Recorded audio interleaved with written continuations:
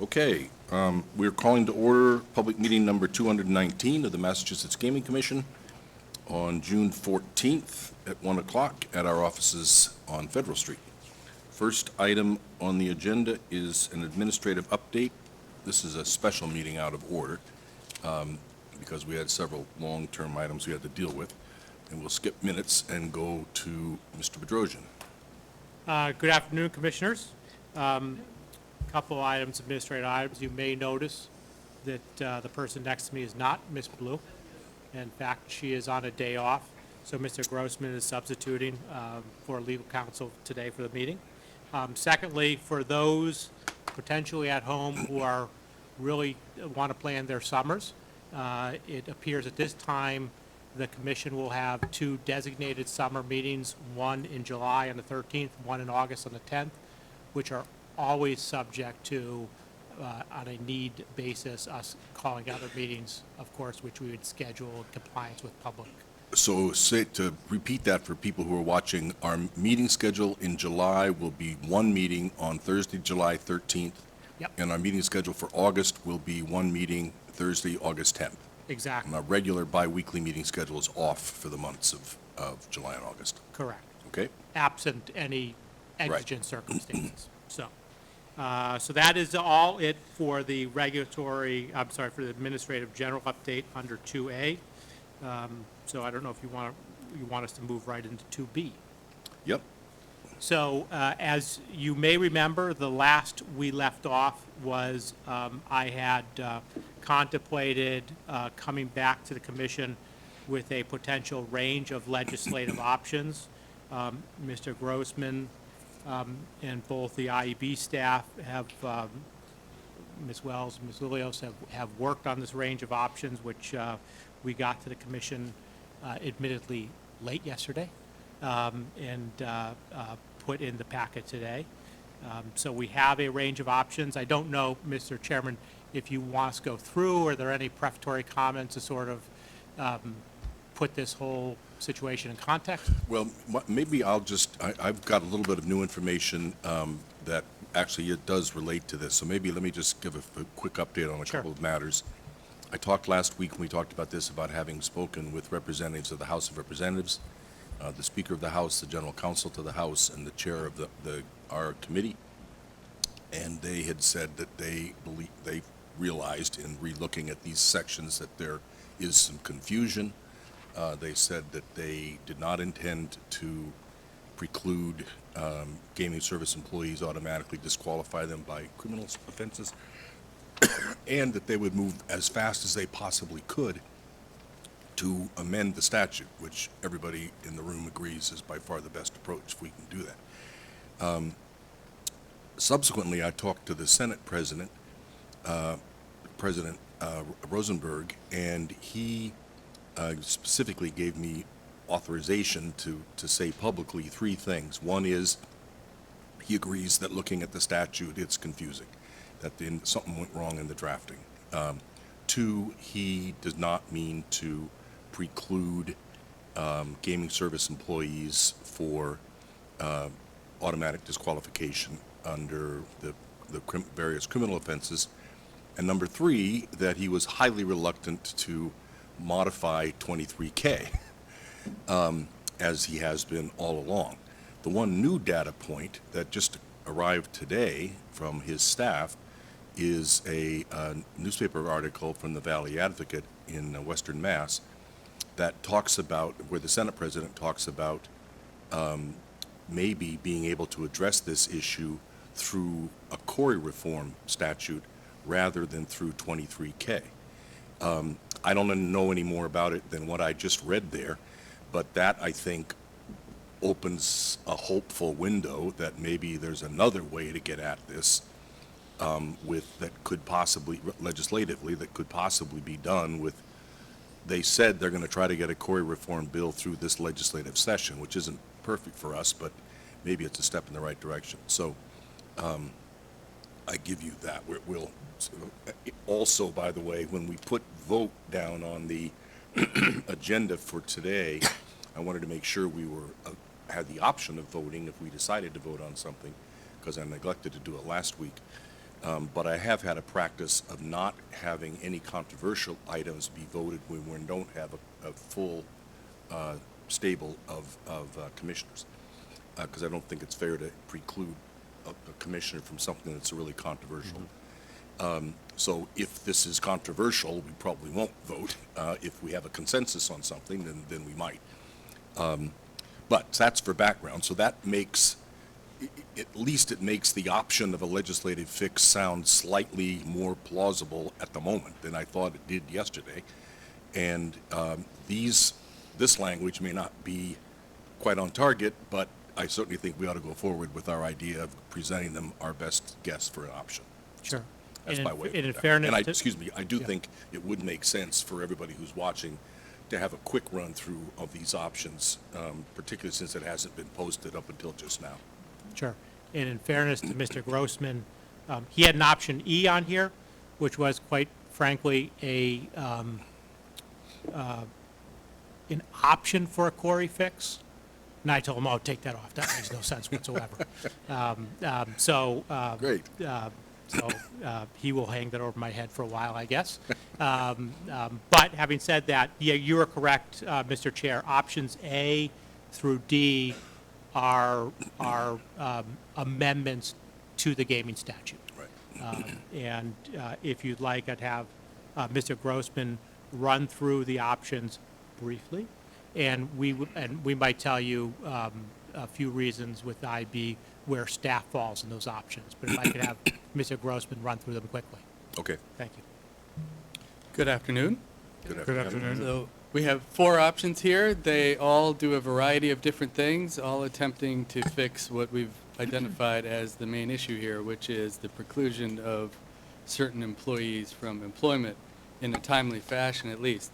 So with option A, what we have proposed doing in essence is allowing the commission the ability to carve out certain categories or job positions that would fall under the gaming service employee classification and say that those folks do not need to be registered at all, which would effectively mean that they would not be subject to the suitability standards in Section 16, which is the automatic disqualifier language, or Section 12. So that is essentially option A, where you could carve out a class of employees and say that they do not have to be registered. Option B would require still all of the employees to be registered, all gaming service employees to be registered, but would allow the commission to adopt suitability standards like they presently exist in Section 12 and 16, but the commission could create its own. So option B removes the word registration essentially from all of the provisions of Chapter 23K that make the existing suitability standards applicable to gaming service employees. So the so-called automatic disqualifier provisions would no longer be applicable to gaming service employees.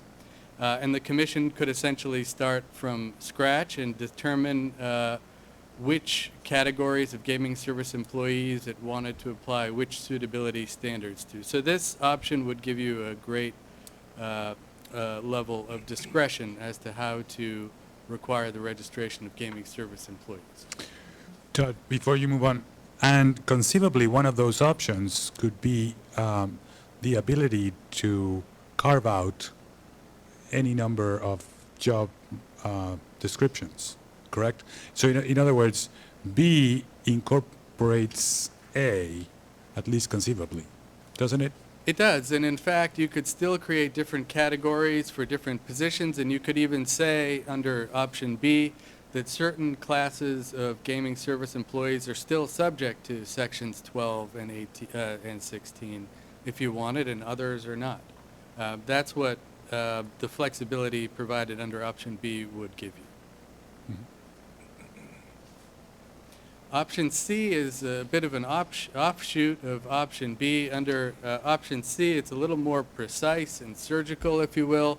It goes into section 16B, and it removes the words "or registration," which effectively would remove the automatic disqualifier language from application to gaming service employees.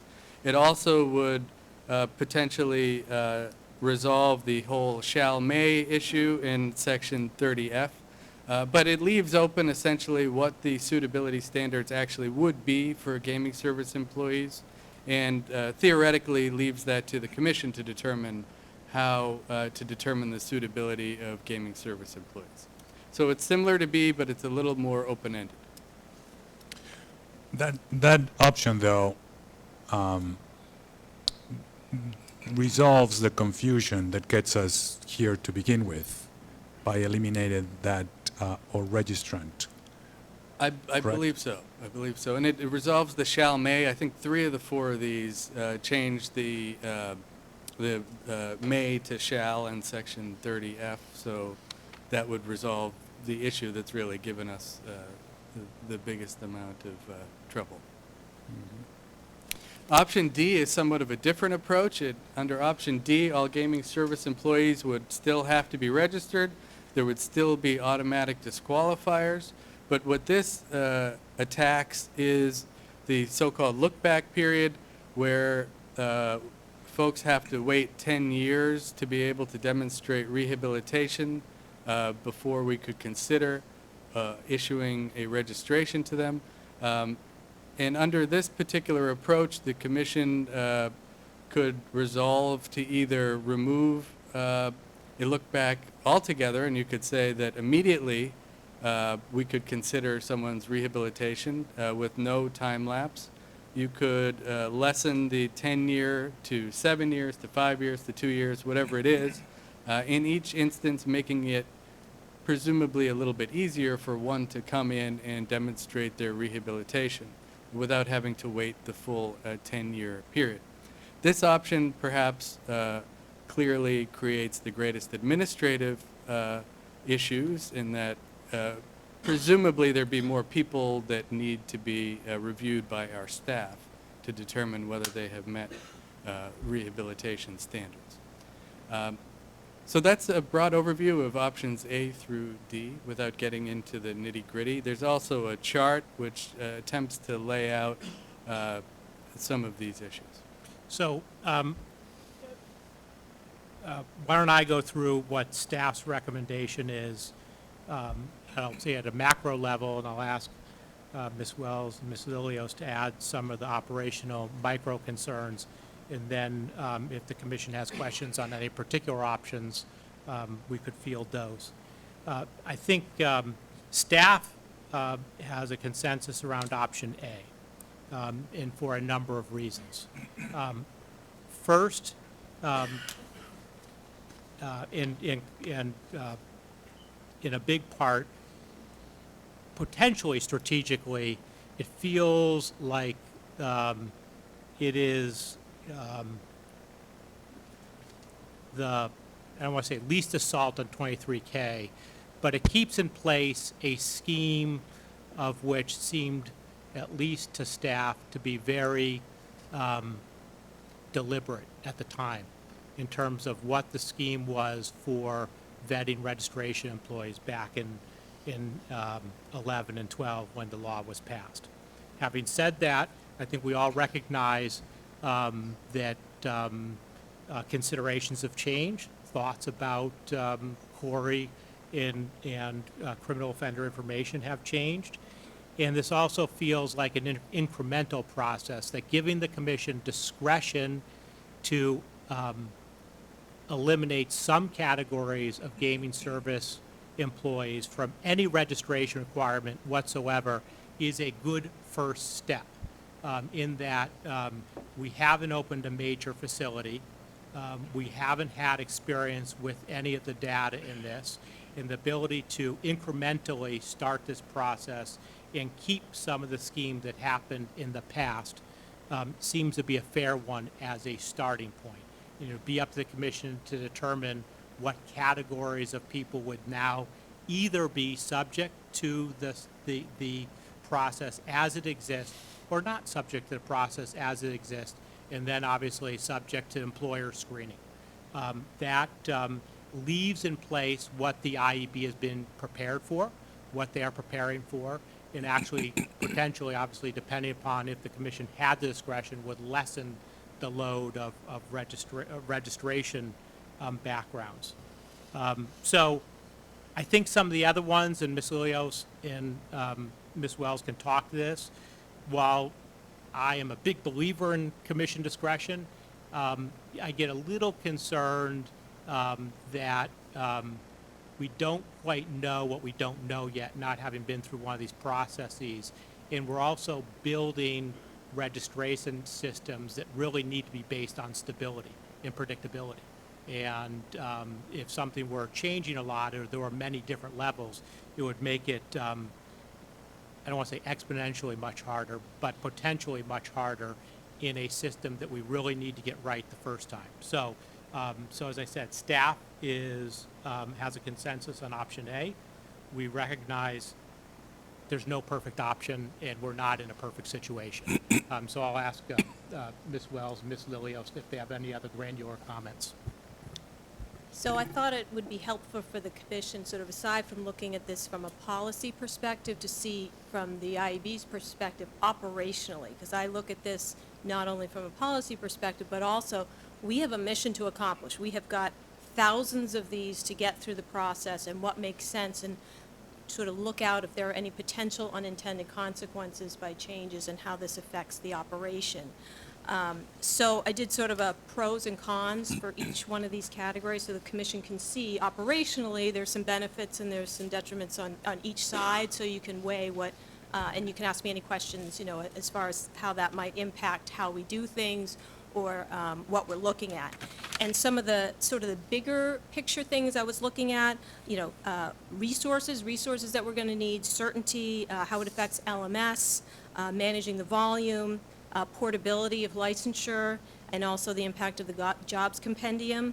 And then just something to just put in the back of your mind, you know, the difference between suitability standards and automatic disqualifiers, because they are two separate things. So just ask you to bear that in mind as we're looking at that.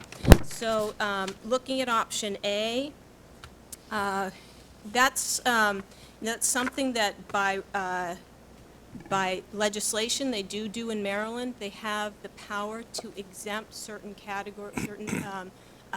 certain jobs don't have to be registered. So the way I think of that is, there are certain jobs. The guy that works in the bowling alley at MGM, there are certain jobs, and Paul Conley can explain, you know, how we do this through the jobs compendium submission by each licensee.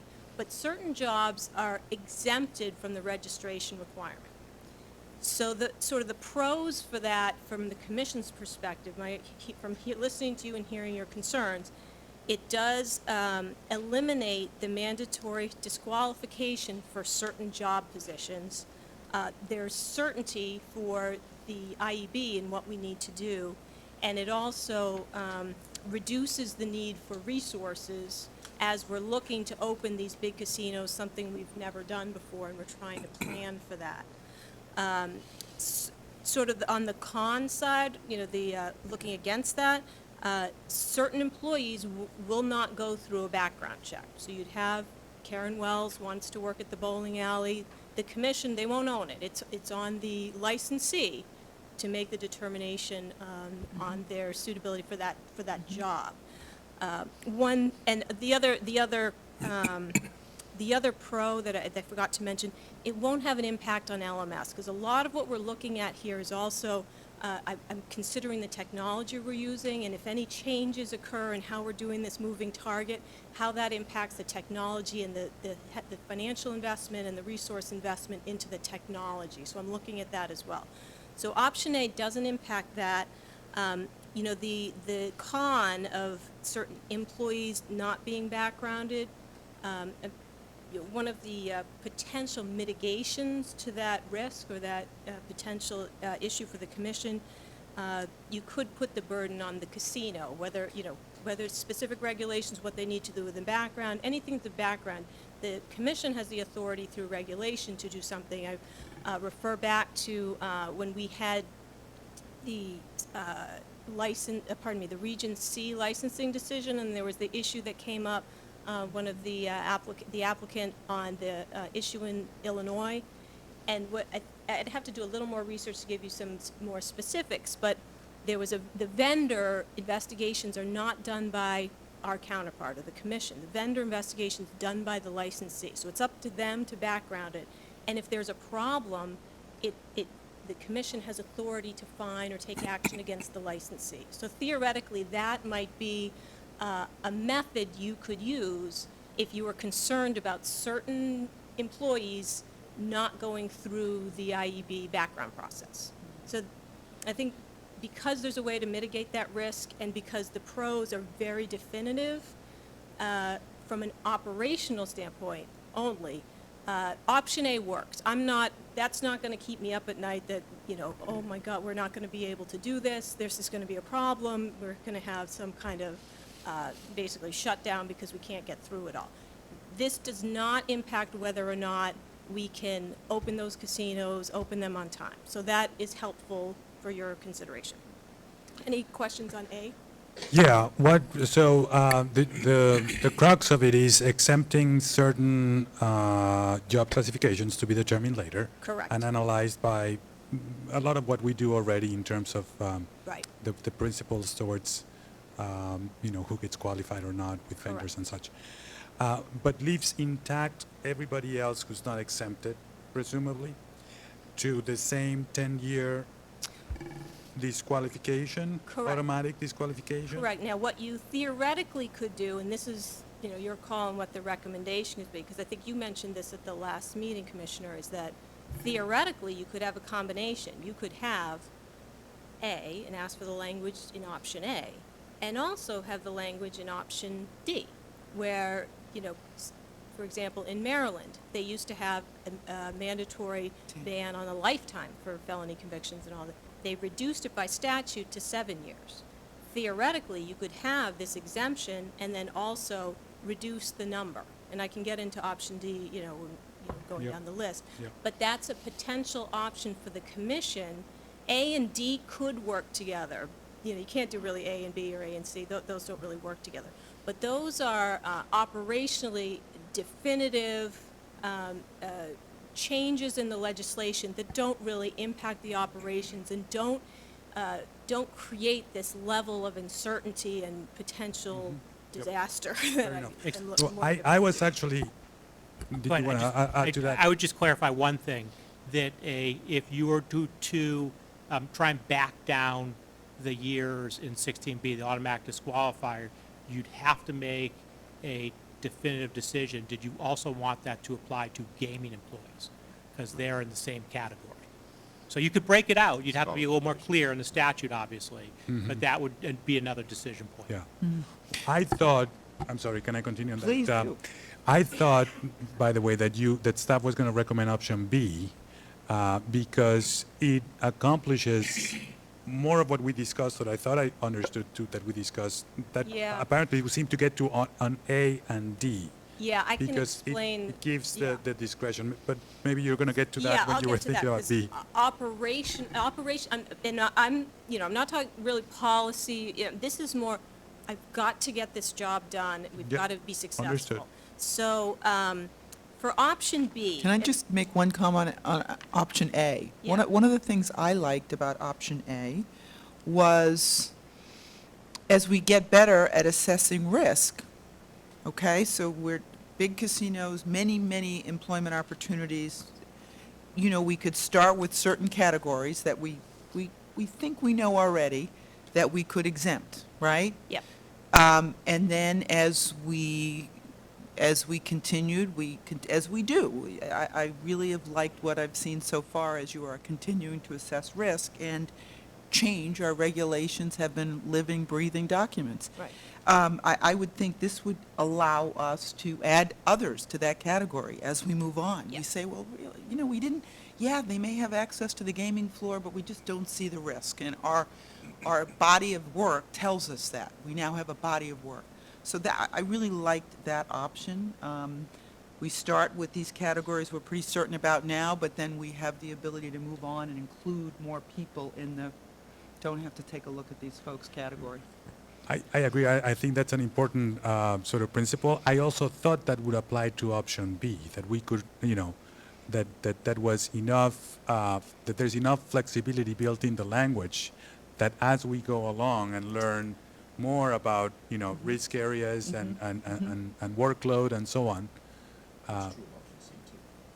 Sorry, it's true of option C too. For all three of them, at different ways, they permit us The to discretion. discretion to Yeah. pick categories of Correct. people in or out. I think that the way I think of option A, if you're sitting in the commissioner's chair, what you're basically making a decision on is, for this category, this job, should there be some kind of enhanced scrutiny because you're working at the casino, or should this be like any other job anywhere else in the Commonwealth? Because if the answer is there's an agreement among the commissioners for the, I'm trying to say, the guy that takes the tickets at the movie theater, if you want some kind of enhanced scrutiny for that job that's different from any other movie theater, because they work for MGM, and there may be reasons you want to do that, you keep them in. But if there's no reason that they should be treated any differently than someone that works at the movie theater across the street or, anywhere else in the Commonwealth, then as a policy matter, the commission says, look, that's just like any other movie theater job. There should be no enhanced requirement, and no accelerated standard, then the commission, on a case-by-case basis, can make that determination. But that operationally, that does not have an impact on our systems, on our resource, it would only potentially reduce our resources, a resource need, so it doesn't, it doesn't create a situation where there's so much uncertainty and we don't know what's going on and we can't plan and we don't have the right staff, and all of a sudden it's 2 months before opening and, this, X number of things we're supposed to be doing, and all of a sudden, the staff is underwater. So it is a much, operationally, it is a much, much cleaner approach, and still gives the commission the discretion to make the appropriate decision. You're sort of in or you're out. Now, I recognize for the ones that are in, you may want to have, a secondary determination about automatic disqualification, but that potentially could work in tandem. Does Understood. that make sense? Yes. What is the, on the two extreme ends are we stay doing what we're doing, and right now, you are preparing to staff to continue to do what we're doing. Right. Which is to do background checks of all Correct. employees, including all gaming service employees. The further extreme is if we were to do no background checks Right. of any gaming service employees. What does that mean to you, to your staffing? A, what does that mean to you? What's the significance of that? And if B, we- when do you for need example, to? in- for example, in- And B, when do you need to know? In the, for example, in New Jersey, by statute, they changed it so that registrant, what we call registrants no longer, they no longer have to be part of the process. That would reduce the number of staff I would really need to do that. I mean, I'm planning for it now because we have the advantage of using state police for this, and we're using the state police at the, at the facility to do a lot of these background checks. That would factor into the staffing analysis on, how many do we need? And also, if we're in a situation where we can't keep up because, we're guessing right now. We're doing a sort of an educated guess, and I think we're in pretty good shape based on stats. But we wouldn't need to add more. We would potentially need fewer employees. Right. So it would be I less understand when you- expensive. I know, right, I know that. But you don't know. It depends what you end up deciding. Well, I said, if Yeah. the extreme is between we're doing everything now, or we Yeah, I mean, if you- eliminated registrants. I mean, is it material? Potentially. Wasn't I'm sorry, just to hop in, I think the bigger issue is the more discretion specifically on rehabilitation issues. That could significantly add to staff, and that's a very hard one to But determine. No, I I have a Yeah, specific I question. understand I'm the trying- question. Yeah. I think it depends, because the model we're planning is that we have the state police that are on site, not only doing operations, but also doing background checks, because the staff, police staffing, policing activity can go in waves. It can be very busy at one time, not so busy, so we use the not so busy times to do the backgrounds. So what the plan is to do sort of an analysis whether it's, we'll do it probably 3 months, 6 months, 9 months. We have the ability to change the staffing levels of the police we need at the site based on what's going on there. Now, if MGM is extremely busy because there is a lot of activity going on, a lot of concern, a lot of calls for service that the GEU is responding to, we may not be able to back down because they're busy doing other things, but it's part of the equation. So I can't answer it until I know what kind of policing activity, but potentially you may not need as But many troopers. you're having to, you've built a budget for 2018. I know, and right? a lot of it is you're doing the best you can to anticipate. Right, Right. but if the rules were now changed, forget GSEs, Right. what does that do to the budget? Well, maybe we should clarify that there's an assumption in the budget that we're going to come back on towards the end of this calendar year. Yeah. As we better know what the time frame, and not incidentally, a discussion like this might do to that workload. So there's not necessarily a number So we don't that know. we could pin down. I don't know if she doesn't know, but or they don't know. But there's I not a would- built-in assumption relative to Right. the big wave that comes Right. in perhaps the end of this fiscal year or perhaps Right. soon at the beginning of the next fiscal year. Right, because we're talking about two different time chunks. So we have the time chunk where between May, June of 2018 and September of 2018 with the proposed opening date. So that's sort of that wave of Right. 1,200 of these SERs. Right. If you don't have to do them, then though, maybe we don't need those troopers at that point to do those investigations, they would just be doing training. Because part of the, the plan for that period of time, because they also have to go through all sorts of casino training and all that. We'd have to talk to state police who would cover their salaries and all that, but we may not need them to a later date, but the problem is they come off the class and they come off break-in at the beginning of, the plan is the beginning of May of 2018. So we Okay, kind of so- own them for that period of Right. time. Okay, But after that, what the analysis is not that big wave. After that, it's I steady understand that. state and the Right. churn. But it's fair to say that it gives you more flexibility to manage that wave if there's a relief of, Oh, yeah. of SERs. Oh, And- yeah, because then I could have those guys also, they'd be doing not only the SERs, but the GELs. So then we'd have more staff to get through the GELs, and there's less Right. concern But- that, We're talking about one or the other. In actuality, option A really talks about Right. a hybrid. Right. Assessing the risk. This group, we see it as a very low risk. This group, we do see some risk. We'd like to take, and by the way, the investigation for this level, without a problem, is done in a matter of hours. So this it's database checks. This investigation is not the same investigation that we do Right, I for. understand that. So, So for you to plan and organize your staff Yeah. properly, right. when do you need to know for sure what you're going to be asked to do? Well, When's the I mean, proper- we already know how many troopers we're asking for because they're sending out the letters today or tomorrow. So we know that, the ask is for 43. So we can't, that date has sort of changed as far as how many we want to put through the class because the request has gone into the class. The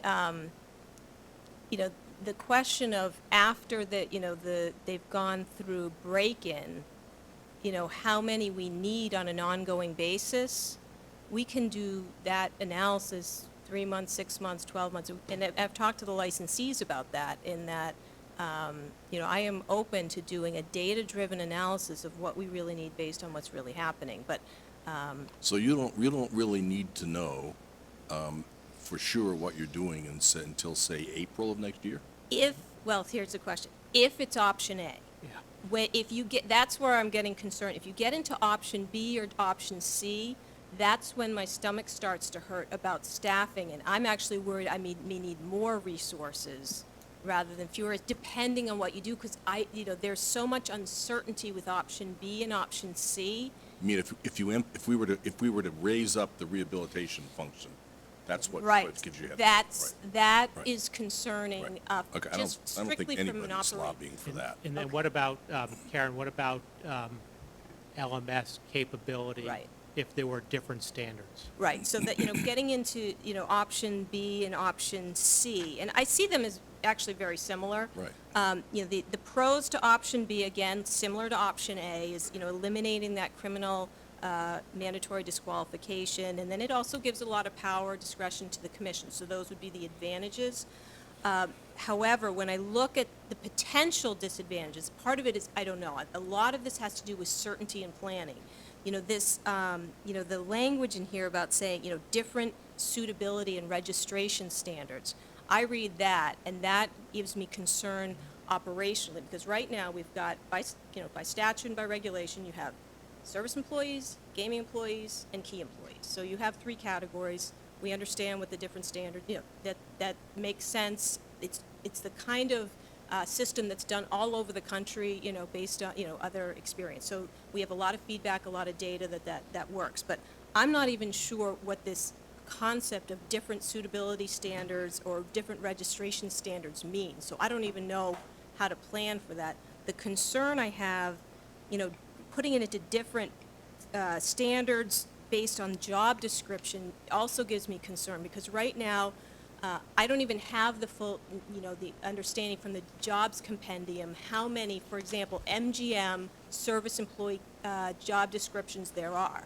If there are 100, say, different job categories or descriptions, and the commission ends up wanting to do, 45 different categories and standards, that's never going to work in LMS, and we can't do that. You've got 2 worries, Karen, that you should stop worrying. Yeah.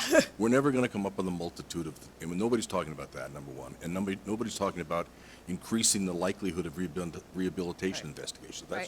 That's never been talked about. I've never heard of it. So forget those things. Right. The question is how much the amount of work is going to go down. That's Right. the only issue on the table. And is it going to go down a lot, or is it going down a little, or is it going to go down not at all? Right. And what I'm hearing from you is you don't need to know, assuming what I'm saying is right. Yeah. We're talking about reducing from today's plan Right. rather than increasing from today's Right. plan. Then what I'm hearing from you is you don't need to know the details of our decision until April. So if it's option A, if the decision by the commission, what they want to do is be able to exempt certain categories. So basically, there are certain jobs that will never come across my desk. Then I'm fine. You don't need to worry about that. But with option B and there's a lot of discretion. I don't know now what the commission would decide, because theoretically, if you don't have these mandatory disqualifiers, hypothetically, you have someone with an armed robbery conviction from 7 years ago. Under option A, I would think that the casino may, exclude that. If you don't think that matters for the bowling alley attendant, then you're set. But if it's something that comes across my desk, if all of a sudden it's not an automatic disqualifier, but you can do rehabilitation, instead of just, boom, disqualified, move it along, and then I'm having to do this analysis. If I've got one of those, it's no big deal. If I've got 200 of those, Well, you won't. We just got. yeah. So just so- based on the right. language, I don't know Okay, that. so Karen, when do you need to know? You can't say, it depends on what you come up with. When do you need to know what we're going to do? I don't know that we're- It's dependent on a couple of things. Yeah, option D does call for discretion, and we are talking about option D. And D would change the 10 years to, say, let's say 5 years. There would be more people in that category, and that would call for an analysis of rehabilitation. So I don't know that it's fair to say that Okay, we then, can, it's but- one or the other. then assume the worst case. Assume the Yeah. worst case that you imagine here is realistic. Okay. As being one of the options. Yeah. When do we need to know? I- Well, let me just finish why I'm asking. Yes. Everybody, including you, would like this to be a legislative fix, right? If we can get a legislative fix, we're all going to be happy as clams, including me. So, but one of the questions is, will we ever get a Yeah, legislative I hear fix? what And if the you're saying. legislature says to us, we're going to work on this with all our might, we need to know what our drop dead date is. So Okay. that's all I need from you. And that, so there, Yeah. okay. Go Let me, I'm sorry if you were No, going to no, answer, but please. let me take a stab at answering that Yeah. question. It depends on a couple of things that we don't control. When is MGM going to make offer letters to people? Which is highly dependent on, a lot of operations that they have building up. In option B, at least, if I understood a lot of what you're saying correctly, we would have to come up with these metrics. Correct. Built into between now and whatever that time frame is, which we don't have now. What I hear you saying is that because we wouldn't have that on A, Right, then the rule is easier to implement. It's almost immediate. right. As in, whatever the job descriptions we come up with are simply not even arriving through your desk. So Right. you have all of a sudden less workload. Right. Right, I Is mean, that- I think to the chairman's question, so I had actually written down, the backing it out. I'm worried we already are past that date, because there are 4 things that I need to consider if we get into that discretion and we do different categories and there's that potential. One is the whole regulation promulgation process, as Commissioner Zuniga was pointing out. So you'd have to draft regs, you'd have to redraft, discuss it, come to consensus. That's an onerous process. Then you have to wait for that to be completed before we have to then figure out if there are different, they're talking about different registration standards, different suitability standards. We'd then have to figure out, okay, now instead of 1 category of service employee, is there 4, or what are they talking about? And then have to develop an investigatory process for all of those and develop the protocol. Then we also have to have the training, because, we have to develop all these guys that we have now, and women, they all know how to do, what we're doing. We're all moving, we all understand it. If everything changes, but it's, however many months before opening, that's difficult, and you have to have a training process, and then the technology support. Now, on the front end, inputting, then also, do you have to change the forms? Is there a registration form change? And then you have to have approval of those. There's a lot of factors that go into that. I'm concerned we're already past that date, because there's a lot of work that has to be done. And then the question is, to what benefit? If option A sort of achieves the same result, why do you need to do option B and you may want to. I'm leaving it to your discretion. I'm just pointing out, because there's uncertainty of what it means to have these different suitability and registration standards, how it would impact the forms, how it would impact, the process, the investigation. I also think potentially, if you have different categories, that's not only confusing for messaging to the legislature, but confusing for messaging to the public.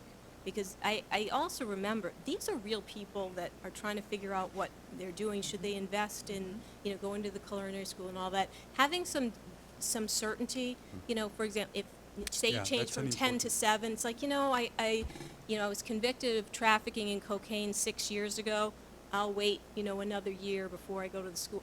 Certainty is helpful. If you eliminate all that and it's this whole free-for-all discretion, then everybody, I do have, as a humanitarian, concerns. People are investing in this, and, they don't know where it's going to work out. I prefer not to be rejecting a lot of people who, otherwise would have known and could have planned accordingly.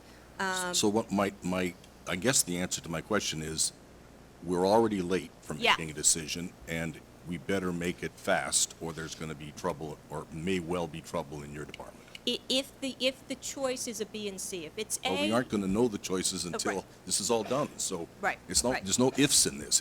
Correct. You need a decision, and whatever it's Correct. going to be, and you need it yesterday, it sounds like. So we can't Yep. sit around for very long if we want you to be able to do your job. Except for A. A But or we're B, not, I'm we're not going to control this. You can But tell us we're what going to you like. recommend to the legislature. Right. Oh, I And see. Hopefully, they would go with Right, our. right. that, Gail, but I just, Right. Right. all right, what else? So, C is somewhat, C is, I would suggest if in looking at C, there's even, I guess the pro on option C, it's the smallest change to the language. So if there's, if you, as Mr. Grossman explained, if you're trying to push it through, it's, it's the easiest in some ways to swallow because of the fewest number of words that are changed. And there's no mandatory disqualifiers by statute. But there's even more uncertainty there. I'm not even sure what this would look like, what it means. It potentially is very resource intensive. And, you know, in my notes, I wrote, you know, potential catastrophic process failure. Like, this could go horribly wrong, and I'd prefer not to be in the position where that might not happen, but, you know, I understand I got to do what I got to do. And then D, the pro on that is it reduces the time until rehabilitation can be shown, which more people would have the opportunity to work in the casinos. My recommendation, I would not include the GELs in that category. I think we're really just talking about service employees. There's sort of some uncertainty in resources, because it's, you know, the lower the number goes, the more uncertainty in how I'm going to do it. I'm not as concerned about the 7 versus the 10. I think if you went down to 2, then that's going to be harder. So, you know, the commission's call on what their recommendation is, but I think that sort of summarizes where I am operationally in sort of achieving the mission of getting this whole thing through the process, getting these casinos open by a certain date. Can I ask a question? Is D something that Corey Reform, are they looking at some of these kinds of things, or is this so specific to gaming? I think this is very specific to gaming. There's about 50 different Corey reform bills, criminal justice reform bills out there right now, so it's somewhat difficult to navigate. But it's hard to tell what will end up making its way through, if anything, and what effect that may have. But this is obviously very specific. Yeah, I'm just thinking of the chairman's earlier point that there was some talk about Corey Reform being able to address some of this. Is that what you were referring to, this 10-year piece? Well, I just was looking at that article I sent around, Right. and the Senate president, speaking to the MGM concerns, Right. said, we're hoping to get a Corey reform bill. So that suggested to me that he's open to doing it So through then- Corey reform. But But there's that article went on to state Corey reform by the end of the legislative session, being sometime in July, June or July of next year, which would be well outside the window, or well within the window, but past to when MGM is going to be hopefully hiring a lot of these GSEs. So it's going to be late for a lot of people. So, okay. But to your question, there's many other elements of Corey reform that don't necessarily apply, or maybe apply indirectly to this. Okay. For example, in that article, there was also the mention of expungement of offenses in records where, you know, the laws have changed since those convictions and things like that. So Which would help. which would help. help. in- Yes. you know, There's a again. lot of talk of sealing of records as well, Yes. which we already say in our regulations we don't consider sealed records. So things Right. like that wouldn't necessarily advance our ball here. If we were to pursue the Corey approach, we'd probably want some specific language that addresses the Gaming Commission statutes, and if possible, if that's the approach that we're taking. So So- we could do that as well. So it makes sense for us to think about D, including that in our recommendation, because Corey would take a long time. Is that too long to make a difference here, or? Well, D, I don't really consider D to be Corey reform. This is really just an amendment to our statute, so you're Okay. still going into Chapter 23K, and you face the same Yeah. issues you'd face with any of this It's other actually more stuff. complicated. It's more It would be Yeah. harder to do through Corey reform, to lessen the term. You know, it would be harder to write some way that, you know, I think that You'd have to attack it indirectly, which Yeah. we have done before, you can but make it be done. It's been done before in done other plenty of times. statutes, by the way. Mhm. But I mean, it's at least possible. Yeah, it strikes me if there was a Corey reform bill that, you know, reduced look-back periods in a number of different areas, Mhm. and this was just one of them, it wouldn't be necessarily opening the Gaming Act, it would be Corey reform. But you're right, we don't know when that's going to happen, or So one other factor I forgot to mention, I probably have Attorney Lilly will speak to, is the portability of the registration. So there's the notion of the portability of the credentials. So an individual who gets a registration certificate from us can, under the statutory scheme and our regulatory scheme, basically move from casino to casino with that same certificate. And that gives obviously some certainty to the person and means to the IEB, we take one individual, we do the background, we give the certificate, that person's free to go to any position in any of the 3 casinos that requires that certificate. But under B and C, if there start to be subcategories for the registration certificate and, certain job positions require one background process, other job positions require another background process, that combined with the fact that the job positions from casino to casino do not line up exactly, could mean that the individual would not have the certainty that they could just pick up and go. They might be subject to another, we might have to come back and take another look at somebody who was already registered for a certain position. I had a question, and this is kind of hearkening back to MGM's language, because they don't talk about jobs, they talk about careers. Does option A allow somebody to come in and start, say, at the movie theater? They gain experience, they're recognized as a great employee, they want to move up to the next position.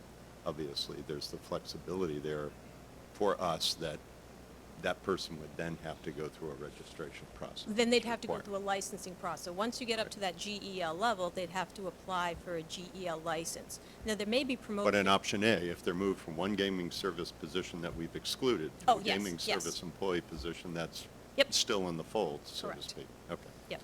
And that has happened Yes, within our current categories in yes. Plainbridge, Yes. when a registrant goes up to a We see that GEL, frequently. and we, Yep, and we have We a analyze protocol it in for the that, same way. move it along. Do you like, I'm sorry, do you like option, do you have more confidence in option A based on your familiarity with who our licensees are and what potentially their background check process would require? It depends on the licensee. So is that information that would still be helpful to you? If Their you- background, If we were to well- give you if option A became the preferred choice, would there still be some interest on your part in IEB to at least say, let us know what you're doing so we have some level of I mean, comfort? it's always helpful to have it. I think, depending on the licensee and what their protocol is and what they do, it's differently valuable. And remember that they could do one thing one day, without some regulatory requirement. They could do one thing one day, change it 3 months later, change it 6 months later. So, we can't necessarily right now, because we don't have regulation, we don't control what they do because we do our own background check. So that may be something to look at, but the commission has authority to do that already. We don't need a statutory change. You can look at that, and there's no immediacy for the need to look at that. But a regulation to make sure they're doing an appropriate background. And I do remember the case you spoke about. There was Right. a significant organized crime element that either they weren't background, that vendor, or it didn't come up, whatever, but that was a significant fine, I remember, because of the organized crime element that, Well, technically, there was that, and there was in the media. Technically, they fined for other, issued the fine for other reasons, but that was sort of part of the drama around that. So, and some of the information. I think ultimately, for this option to exempt certain employees, the commission has to be comfortable with the level of risk that something may happen with one of these employees that you exempted and that might have been caught in a background check. And the commission has to make a decision. Are you comfortable with that level of risk? Or do you want to keep the system the way it is and we check everybody and we, comply with the statute? And that's the commission's decision, what their policy is on that. And, we can just, whoever you exempt just doesn't come across my desk, so we'll just, do the ones you want us to do, and the other ones don't come to But- the IEB. for today, I think we're talking about a recommendation to the legislature, right? That makes the most sense, that we think makes the most sense. Right. Okay. My choice, go ahead.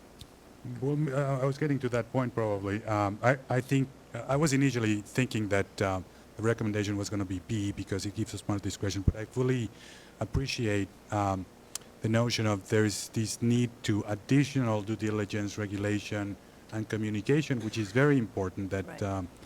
that I had not really thought about.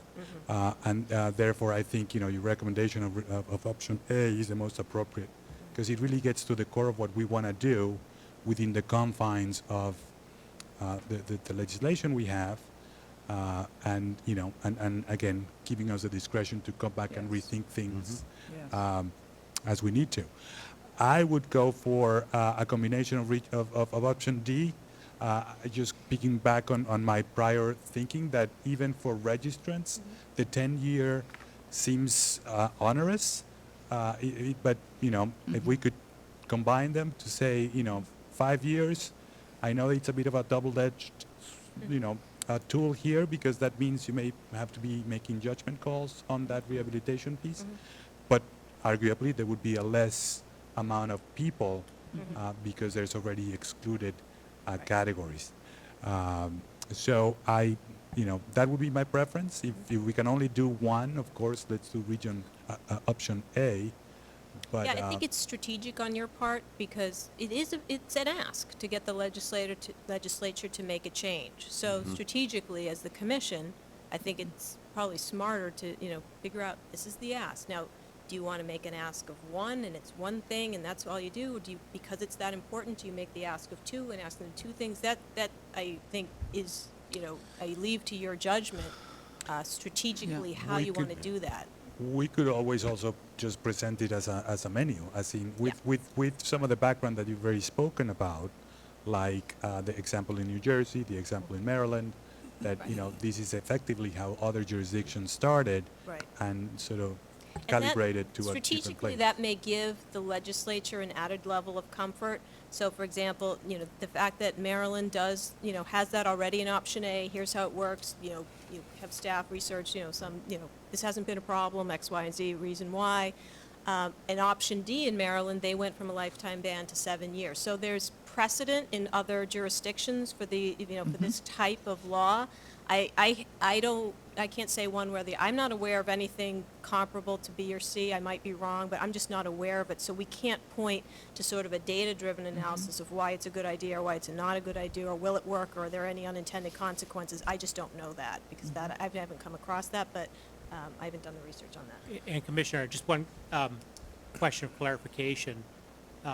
In that look-back period of 10 years being onerous, are you talking both gaming and service No, employees, or just service employees? Just service employees. Thank you.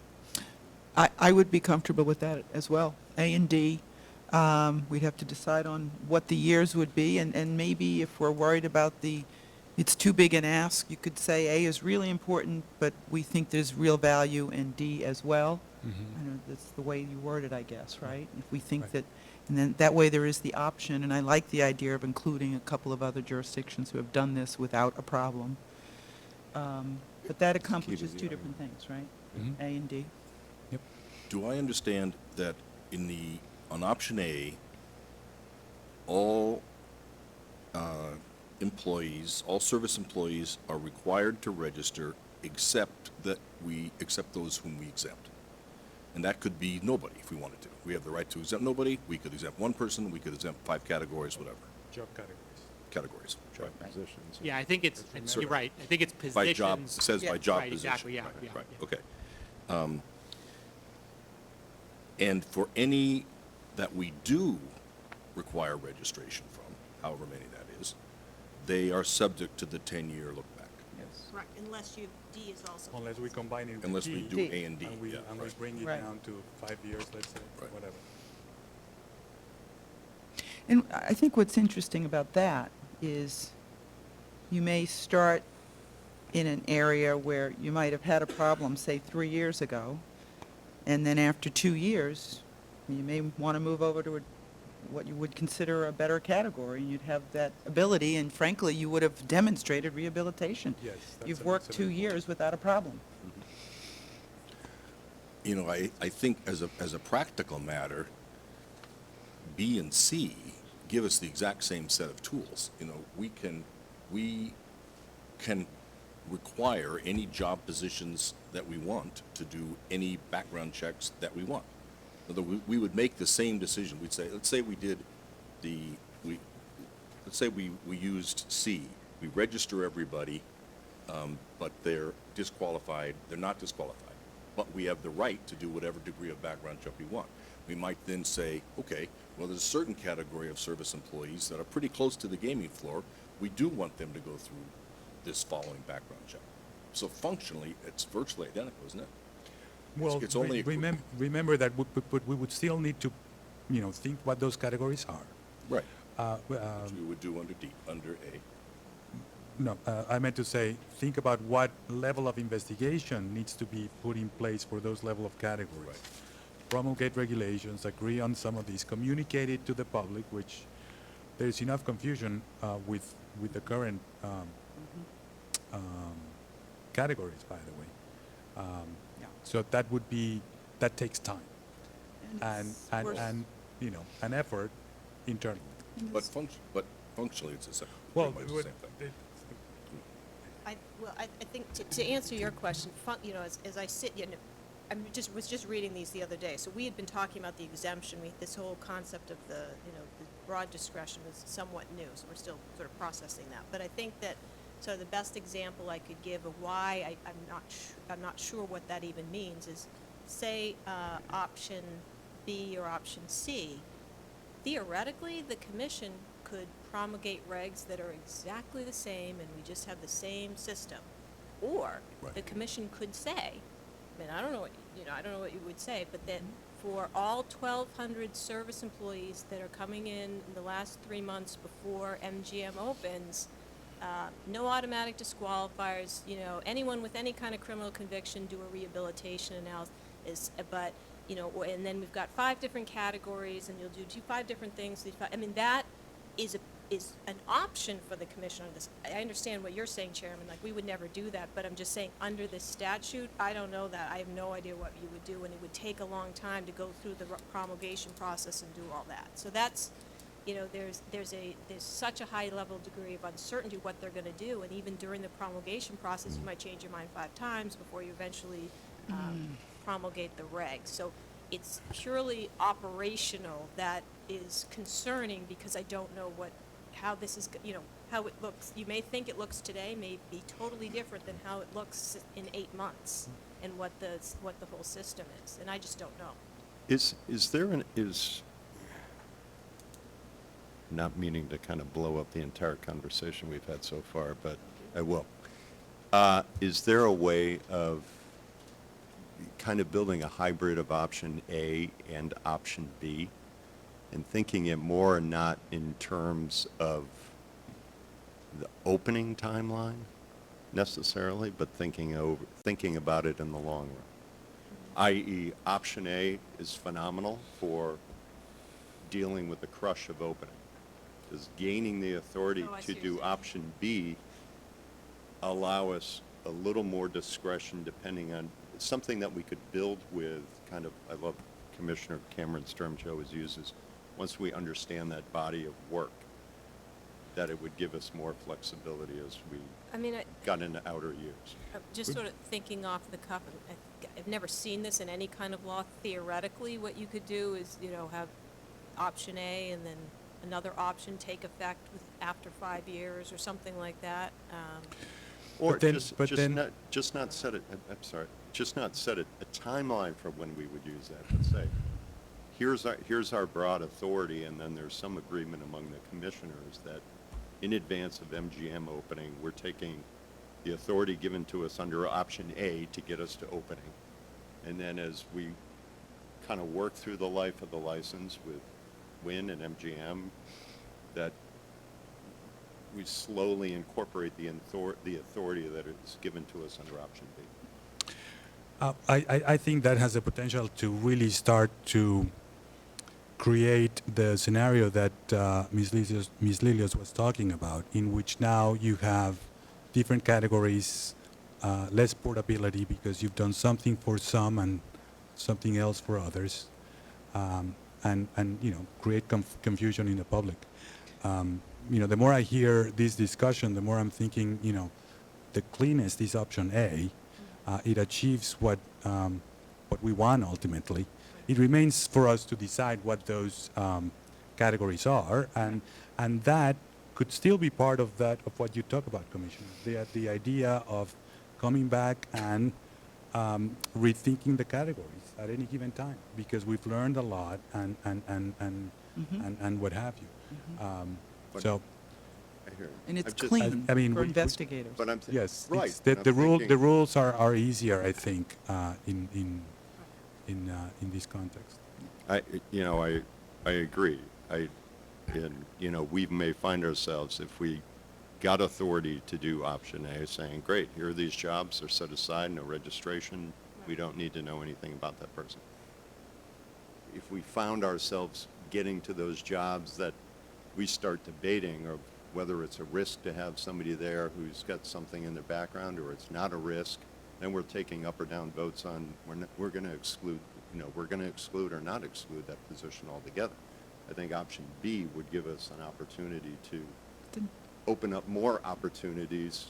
then you're looking at individuals rather than categories. That's tricky and, No, No, you're still looking at the job. You're not looking at the individual. It's still looking at the job, but it's having more flexibility, again, as we move along, to open it up for more individuals to be able to apply for those. but why wouldn't we do that in A? we would Because do it's that. up or down. There's no nuance to it's the either- job. You're either completely excluding the job Right. from registration, or you're not. So, I'm saying with B, you have some more flexibility in terms of the background or the investigation, or the different standards or level of investigation. And I think- That bartender now on the gaming floor is okay. well, I think would help me, and just in all these, it always helps me to come up with an example. So what would be, as you're thinking this through, an example of someone that initially, and I'm just not sure how that plays out.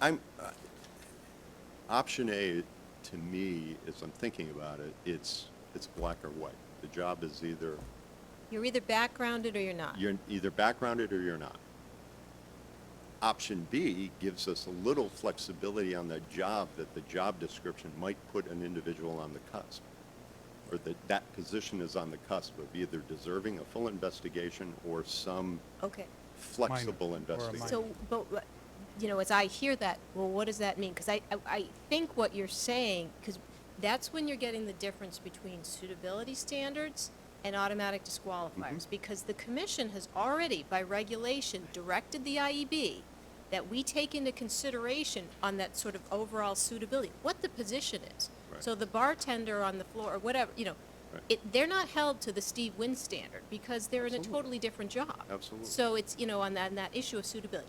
Now, what I hear you saying, maybe you don't want the automatic disqualifier to preclude them. And so the suitability standards are different from an automatic disqualifier.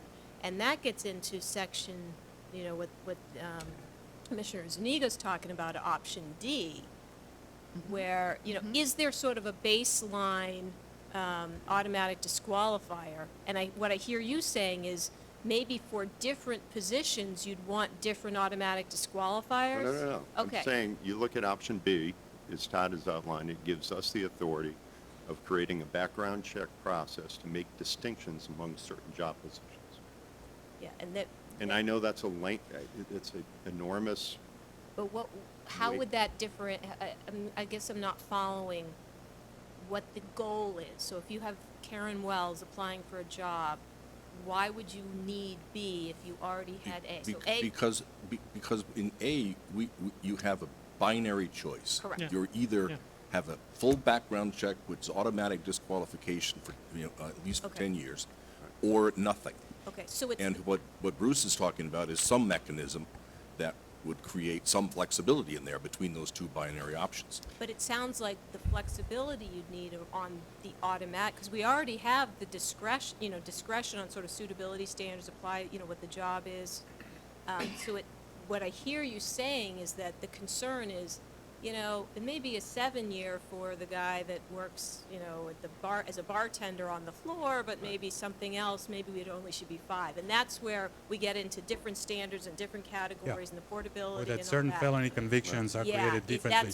it's one of these things, it sounds good in theory, and if you were only doing 20 to 40 of these, you'd be fine. But when you're doing, 1,000, and then another couple thousand when you open Wynn, and then 600 to 1,000 from each casino, But- that's but when you're I think probably. it still creates the additional resource, regardless of the additional resources that you say are operationally greater.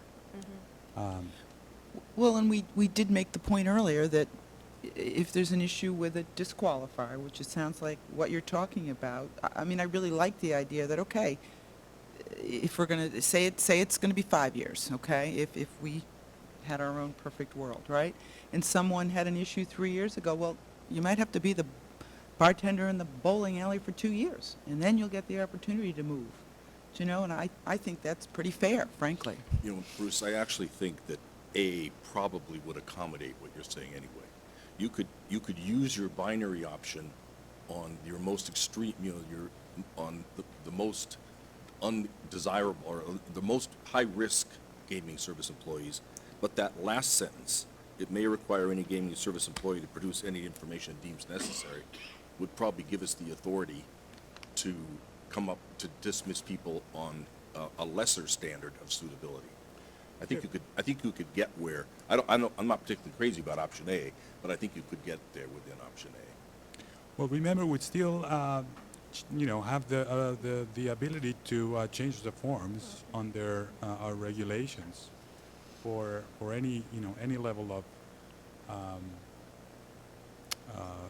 besides the ones that we exempt, anybody that registers or is licensed.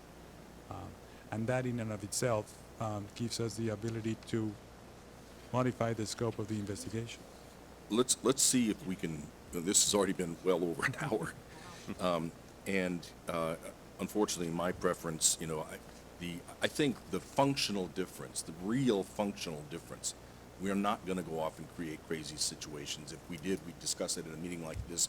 You would say, hey, that's just not feasible, and we wouldn't do it. So I don't think these extreme versions of massive rehabilitation studies or whatever are ever going to happen. Functionally, I think these are all pretty similar. I would, if it were up to me, which it isn't, I would choose option B, however, from a purely policy standpoint. I think that, personally, I would prefer a presumption which says gaming service employees are not stigmatized with a automatic disqualification. We can do whatever we feel we have to do for any gaming service employee. We don't lose any option. Under B, we could put them under the full background check and the 10 years if we wanted to. But the presumption is that we are not applying this arbitrary and, I think, somewhat demeaning standard to that. The other way around, functionally, as I said, I don't think there's very much difference. This creating the presumption that everybody's covered. And then you can rebut that presumption with a series of steps. And it's functionally, I don't think it's much different. I think as a matter of public policy, it's an interesting difference. And for that reason, I would come down on B. So do we have a consensus that we can give to Well, anybody? I'm going to come down on A. I think the staff has spent so much time on this. They've looked at it from every angle. And frankly, I value the work they've done, and I'm in total agreement that A is the cleanest, and I've seen thousands of investigations, and when you muddy the waters with with that language, I think it just creates problems. And this is cleaner. It still gives us what we're looking for, the flexibility. And I'm in favor of try to incorporate D, so we do get that extra piece of relief as well. So I'm certainly in favor of A, and however we can word it to incorporate a lesser standard than 10 years as well. Yeah, I agree with that notion earlier, and I still do. And I think, however, that although B might be from a public policy standpoint, sort of like I like the notion of the difference between the presumption. The real reason that we're doing this now and in a very important manner, urgent I might add, is because there's this very clear opening, Yes. a few months from Yes. now, and that's something that this whole thing needs to take into account. And hearing all the staff details relative to what it does to the operation, I'd say it'd be introducing too much noise and uncertainty to the process to find ourselves back to where we were initially and having a big disappointment after going through it.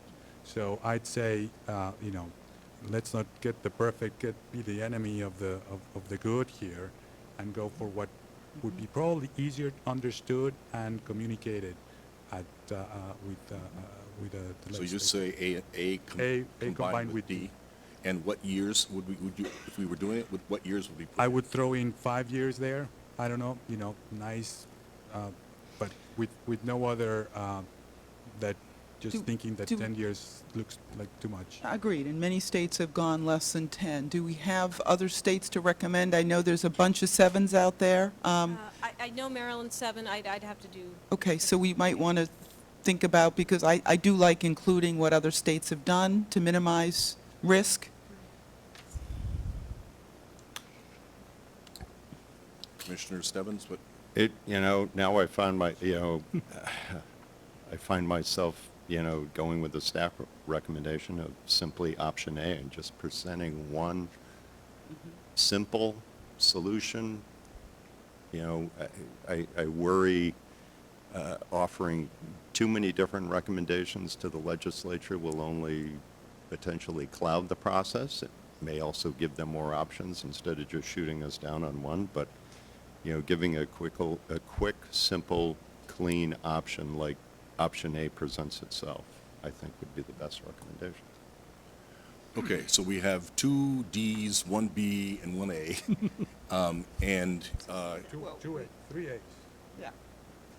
3 As with D, No, one I'm- standalone A, One standalone A, yeah. and 1 B. So we have 3 different options on the table, one with 2 votes. Commissioner McDonald, we're not counting this, but he did say he would prefer option C. Who knows what he would have thought had he been part of this whole conversation. But I did tell him, as I've told everybody else, that we won't, well, we're not going to have we don't have a majority here anyway. But Well, I would, Are we done with this discussion? Because there may be a way to get 3 of us on the same page, frankly. I understand your point about A and not wanting to take on D at this point.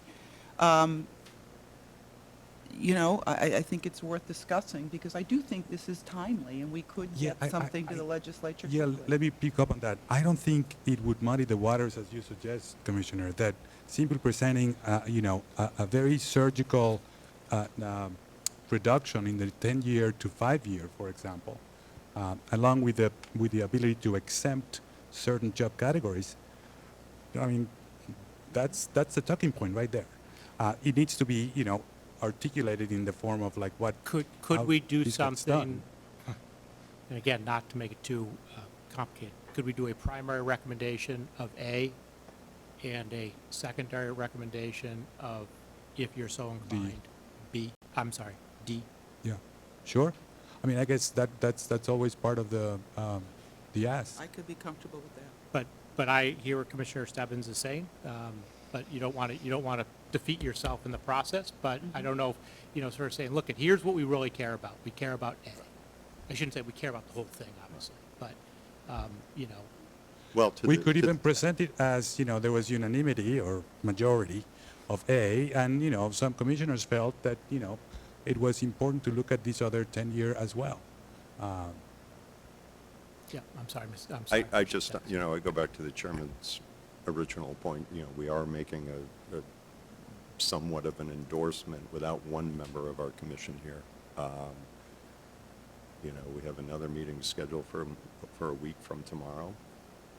I would love us to be able to send a recommendation or an ask of the legislature with all 5 of us in agreement. well, and I really told Lloyd, as I've told all the rest of you who were going to be meeting, that we wouldn't have a vote if it was controversial. If we had all ended up on C, and he'd already said he liked C, then that would be easy, and maybe if we were 4-0, we'd be easy, but this is not that way. So maybe what you can do, you could try to, staff could try to draft something that might accommodate. You're looking to put together a coalition, you might be able to come up with something that you would feel comfortable with. And then, Commissioner McDonald can read the record and come down wherever he comes down. So, and it's not going a week is not, I'm sorry to say, a week is not going to make any difference to what's happening at the legislature. So let's put that off. I mean, what we're trying to figure out, because everybody would prefer this, is there, A, can we agree on a legislative fix? And then B, which is the much bigger question, is will the legislature do such a thing? in a timely fashion. And we're trying to do this in order to avoid any further debate about whether we can do this administratively, because we don't want to do that, have that debate, or do it if we don't have to. What I'm hearing is, from the standpoint of the IEB, a decision needs to get made and needs to get made but quick. And that it has, wherever it is, it's not going to be us making this decision, unless it's us making this decision. If it's the legislature, who knows what it'll come down as.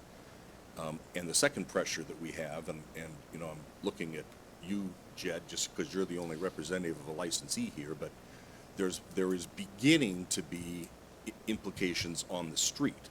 They're not, partly because there's so much misunderstanding out there, but people are beginning to be recruited into these programs, like the culinary program, and we don't know what to tell them about whether they can work at the casinos or not. So those two things together mean one of these days we're going to have to make a decision if the legislature doesn't move quickly.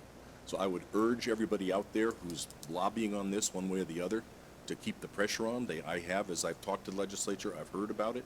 Whatever your viewpoint on this is, whether it's done through 23K, or whether it's done through Corey reform or something else, they are listening to you. They've heard your interventions, and I'd urge you to push them. But I think we can't wait too terribly long. I mean, by your own language, we can't wait too terribly long. So for the moment, we'll put it off until the 22nd. If anybody cares to try to draft the compromise section, that's fine with me. Put it on the table if you want to. Otherwise, we'll pick it up on the 22nd. We can take a shot at a hybrid and circulate along with this. Okay. Okay. Next item on the agenda. You're done with your administrative update? That is it.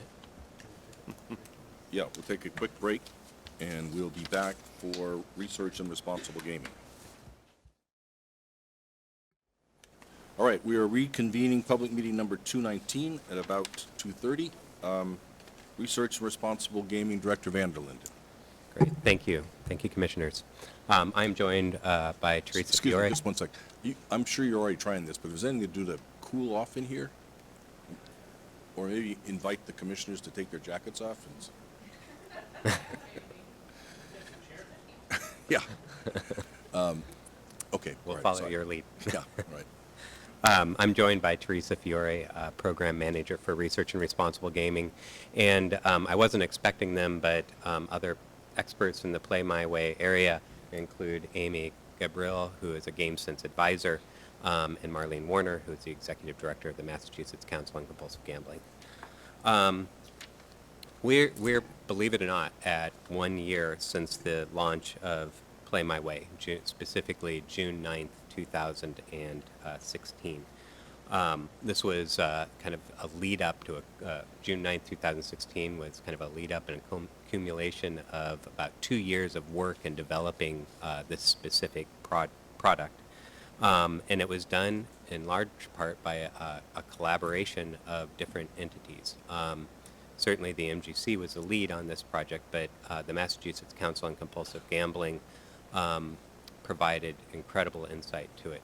Scientific Games is the company that developed the product, and it exists on the casino management system there. And certainly Plainridge Park Casino provided incredible support and continues to provide incredible support, both from launch to maintenance of this project, and the Cambridge Health Alliance Division on Addiction as our evaluators. I'll explain in a few minutes some of the challenges of the evaluation, but let me say up front that they've been a great partner to assure that we're getting the data that we need in order to answer some of the critical questions we have before us about its effectiveness and ultimately the future of this program. By way of background, I haven't provided an update on Play My Way in quite some time. So let me just kind of refresh our audience of what Play My Way is. Play My Way is a budget-setting tool that provides players with real-time information and supports their gambling decisions. It's available to all marquee reward players at Plainridge Park Casino. Enrollment in the program is free and it's entirely voluntary.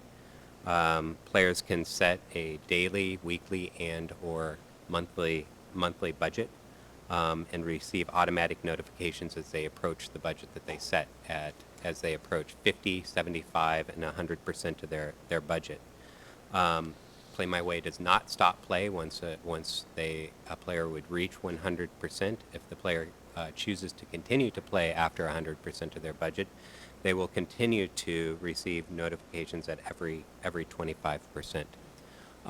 We encourage enrollment to the program with a $5 food voucher that can be redeemed at any of the food vendors at Plainridge Park Casino. Play My Way is a tool of our larger GameSense program. And it really goes back to and was outlined in our responsible gaming framework as a play management tool that supports informed player choice. Informed player choice, just in a very big nutshell, meaning that we want to provide players with information that they can use to inform their decisions, when to gamble, when to stop, and how much to spend.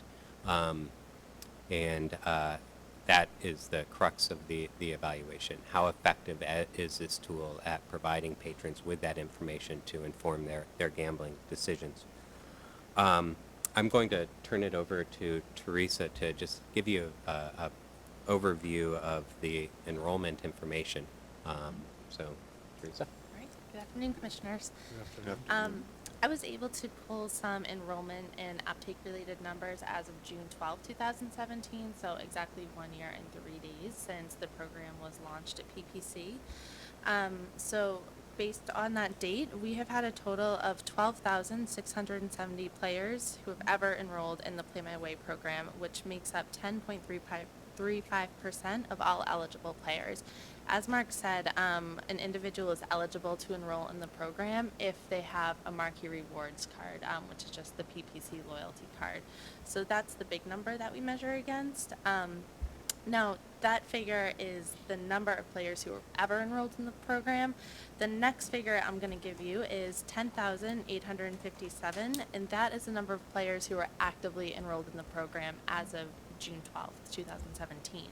And that makes up 8.9% of eligible players who, once again, are the Marquee Reward card holders. So Marquee Rewards card holders is well over 100,000 apparently. Must be like 120,000 or something like that. Yep. Are those Marquee Rewards players who play at Plainridge? So it would be eligible Marquee Reward players. So it would be Marquee Reward players who have played at Plainridge Park Casino since June 9th of Really? 2016. Wow, that's a lot. Okay. Yeah, so in total unenrollment is right around 16%, which is a number that stays fairly consistent from month to month. We do have it broken down in the chart below. On a monthly basis, I won't go through each month, but you can see the purple represents the number of enrollments and the green represents the number of unenrollments. So when you look all the way to the right at the two columns which represent the total, obviously the 10,857, that bar would go well off this page, so I cut it off, but just make note of that number, please. So does the 8.9%, that's including those that have unenrolled, right? So that's just the constant number. That's Of- net of the unenrolled. All who enrolled plus minus the ones who have unenrolled leaves you. With, yeah, Yeah. right. Correct. Right. You know, we've said it all along, but let me just say again, Play My Way is just one tool in the broader GameSense toolbox. We never anticipated that Play My Way would be something that everybody would be interested in. But it's a very high number. It's a very, it seems like a high number to us. I agree.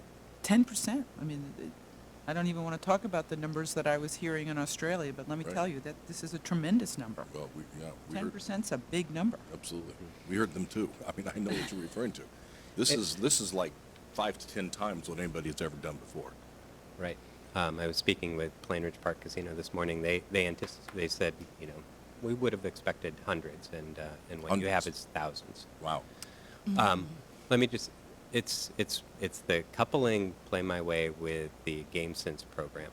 I don't have the, I don't have the evidence to back that up, but observing the GameSense program and how it functions at Plainridge Park Casino, understanding what Play My Way is intended to do and how it supports the GameSense program and how the GameSense program supports Play My Way, is really the synergy that I believe leads to a higher enrollment number than would have otherwise been received. It's great. And further to expand on the great work that the GameSense advisors have done, there's often overlap with the PPC staff members themselves, particularly the slot attendants who are going around the floor constantly.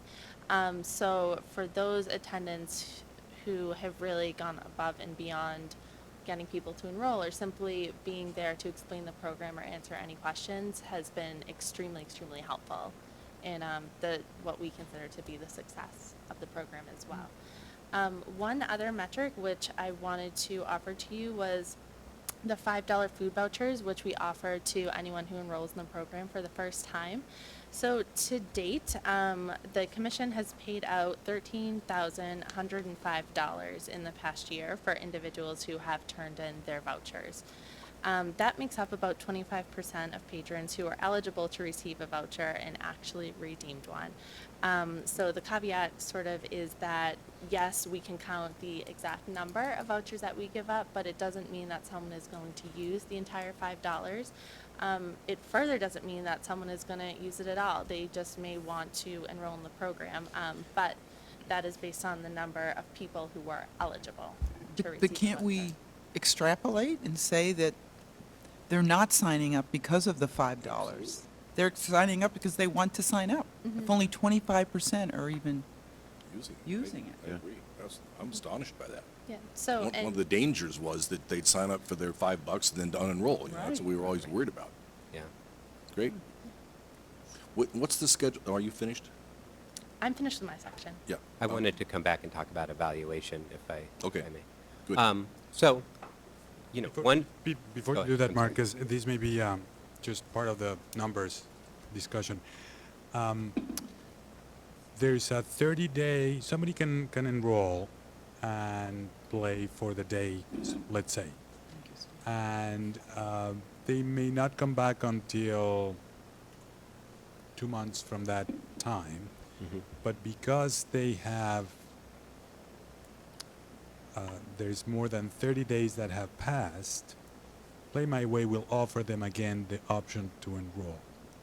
Correct? That's correct. So every, when we launched, and you'll see the very high numbers of enrollment in the first month or two, and that's because the first time that somebody put their player card in, regardless of whether or not they were a first time, they had just enrolled in the Marquee Reward program, they were provided with an invitation to enroll. You could say yes, you could say no, thank you. If you said no, you would receive a notice once every 30 days after that. So if somebody came and then didn't come back for 2 months, the next time they put their card in, they would be provided, or they would be invited to enroll again at that point in time. But do we have the data, or is it possible to get data of how many people remain enrolled after a number of several visits? Correct. Because these are all enrollment numbers, but we don't really know if they're unique numbers, right? There could be somebody who came in and played and signed up in August of last year, didn't come for at least 4 months, and decided to re-enroll again when it was offered because the 30 days had already expired. You should still be enrolled.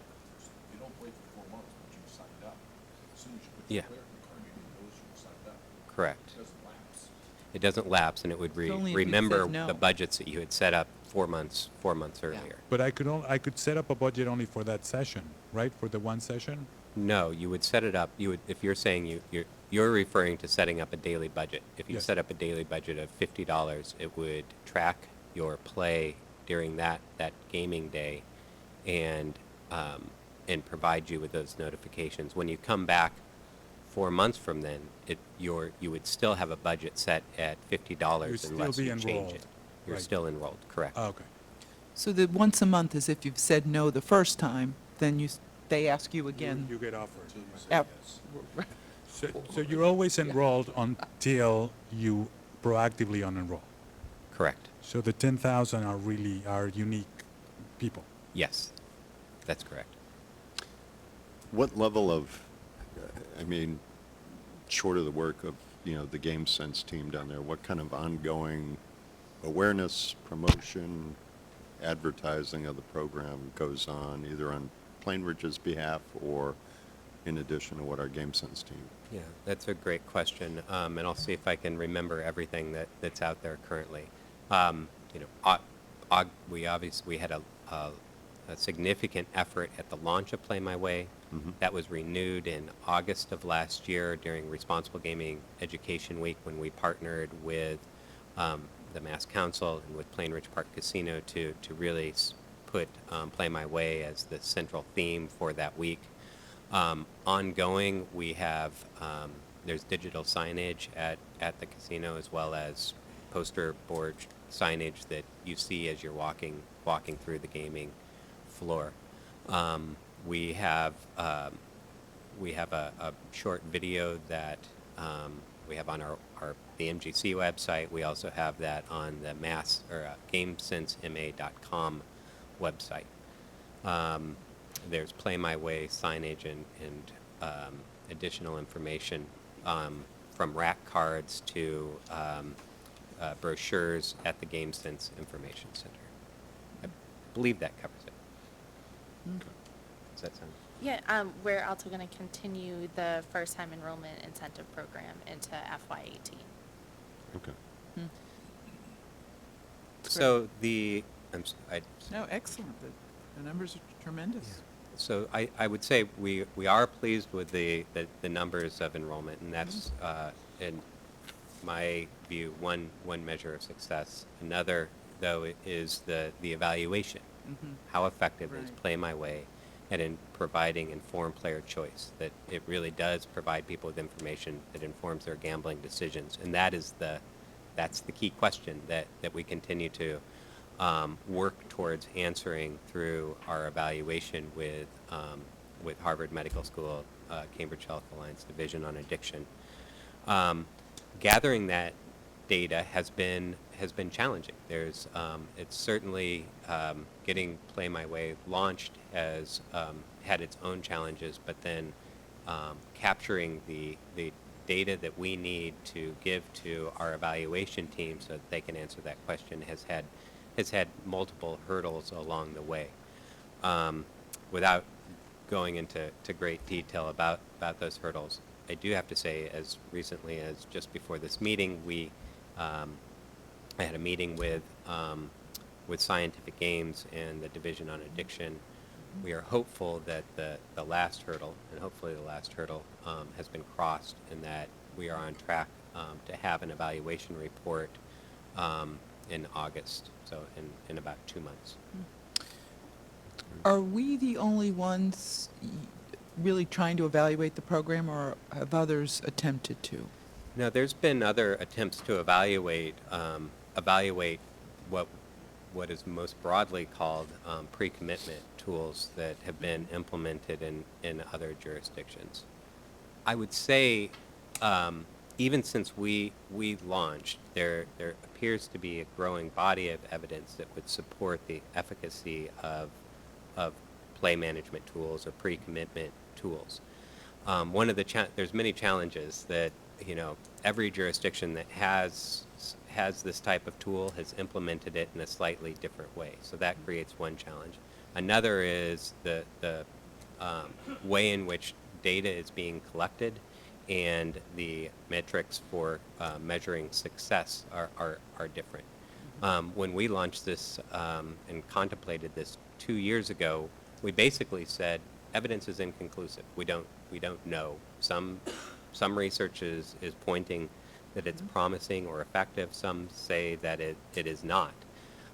We said this is in line with our precautionary approach, that just because there isn't definitive evidence of effectiveness, it appears promising, and it's completely in line with the Gaming Commission's objectives of mitigating to the maximum extent possible negative consequences of gambling. And so we went for it, but we're, I think, evaluating it in a way that has not been done before. We're taking the evaluation piece, we put it front and center from the onset, whereas I don't think that that is the case in most other jurisdictions. Yeah, it's really hard to evaluate effectively if you don't set that up ahead of time. Right. And even when you do, Mhm. we've seen several times where we run into hurdles, so. But, Great. It's good news. thank you. Yeah, thanks, that's a great So report. did you mention order of magnitude date for that evaluation report? Is that, I am now saying August of this year, based on kind of my latest conversations with the Division on Addiction and some of the status of the data as I know right now. that's great. Okay. It is, I've communicated that that the results of that evaluation are important to the commission as we move towards making decisions about the future of Play My Way. I think that everybody on the team hears that. So, Mhm. That's great. Thanks. thank you. Thank you. Thank Good you. work.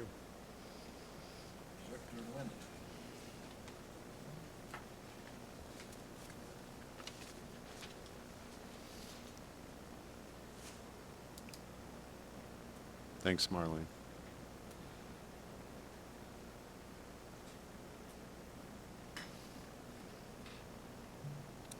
Good afternoon, Mr. Chairman and Commissioners.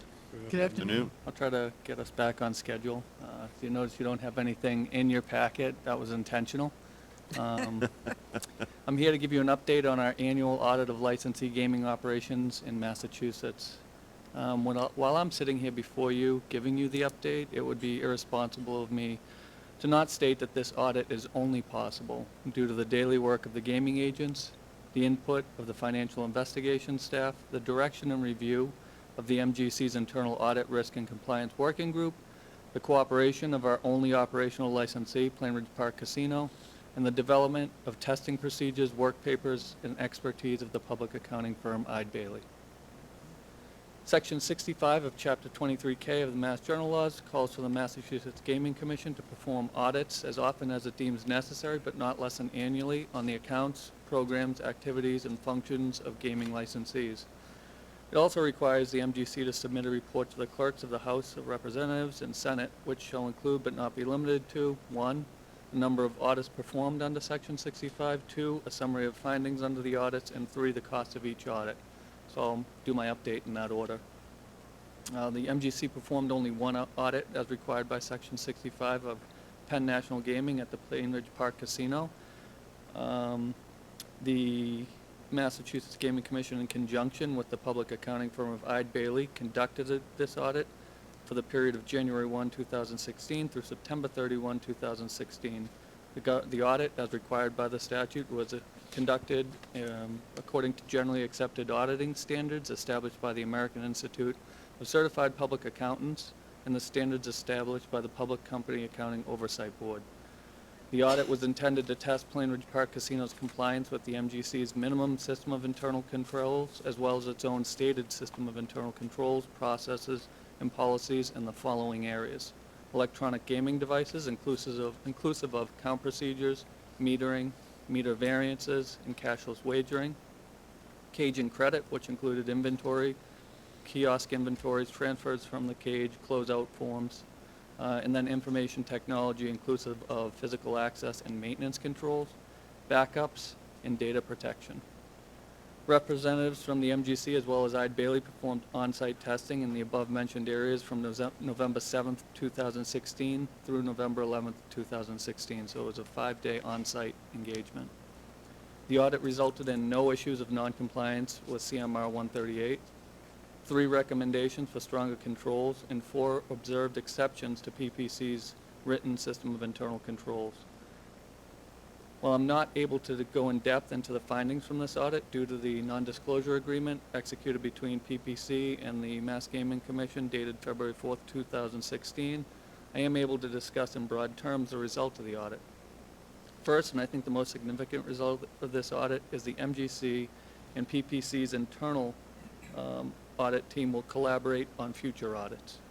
This will give the MGC the ability to leverage PPC's internal audit department reports and focus on any additional resources needed on areas of concern not covered internally, or ask PPC's internal audit staff to add to their audit plan if they have capacity.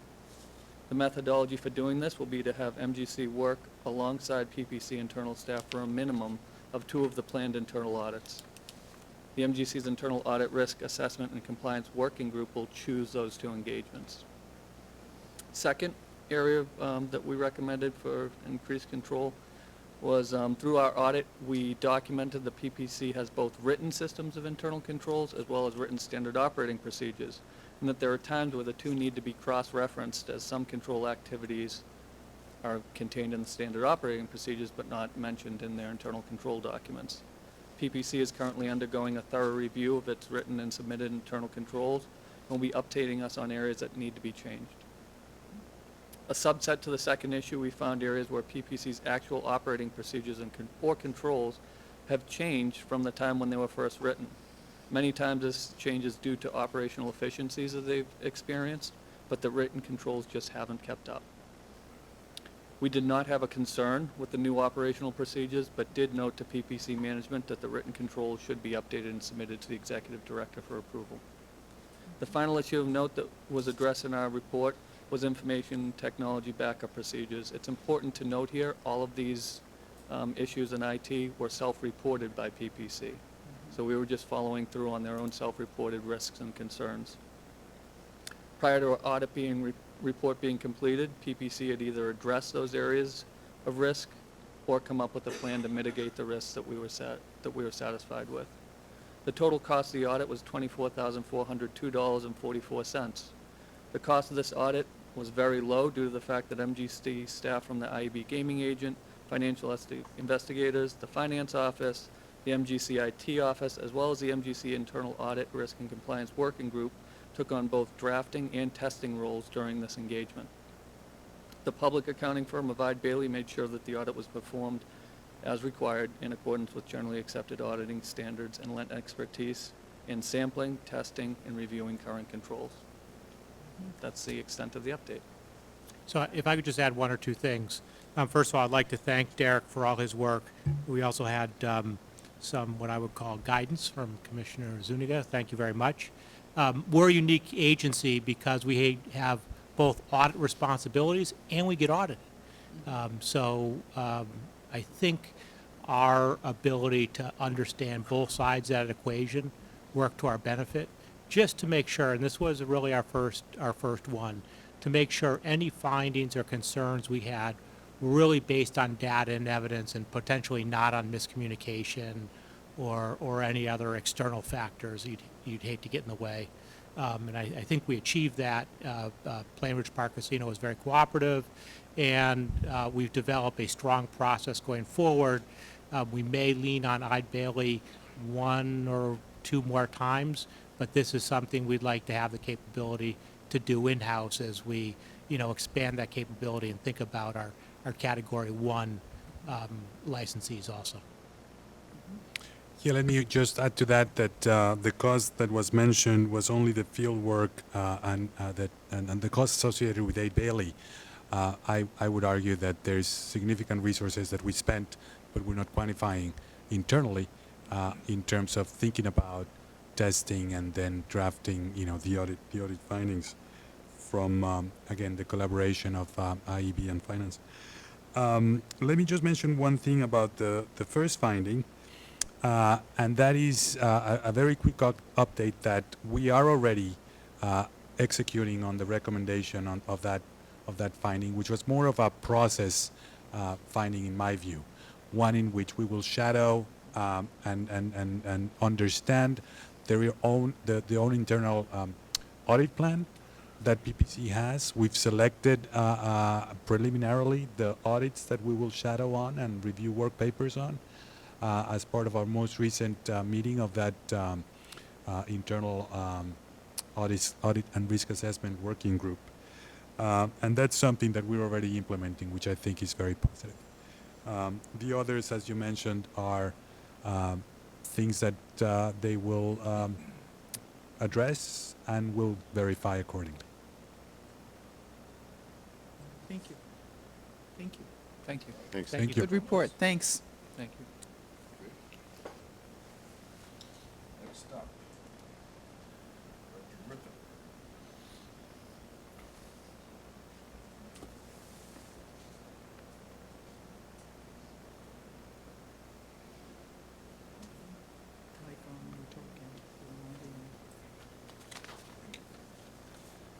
Thank you.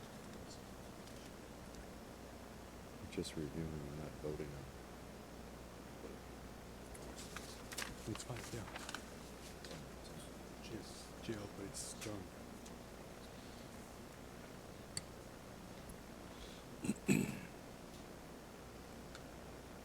You can handle it.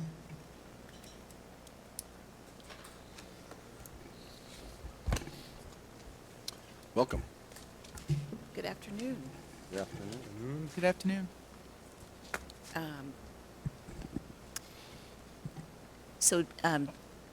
My colleague, Ombudsman Ziamba, is going to give opening remarks and review the grants process and some of the guidelines, and then I'll review the specific proposals that we have received.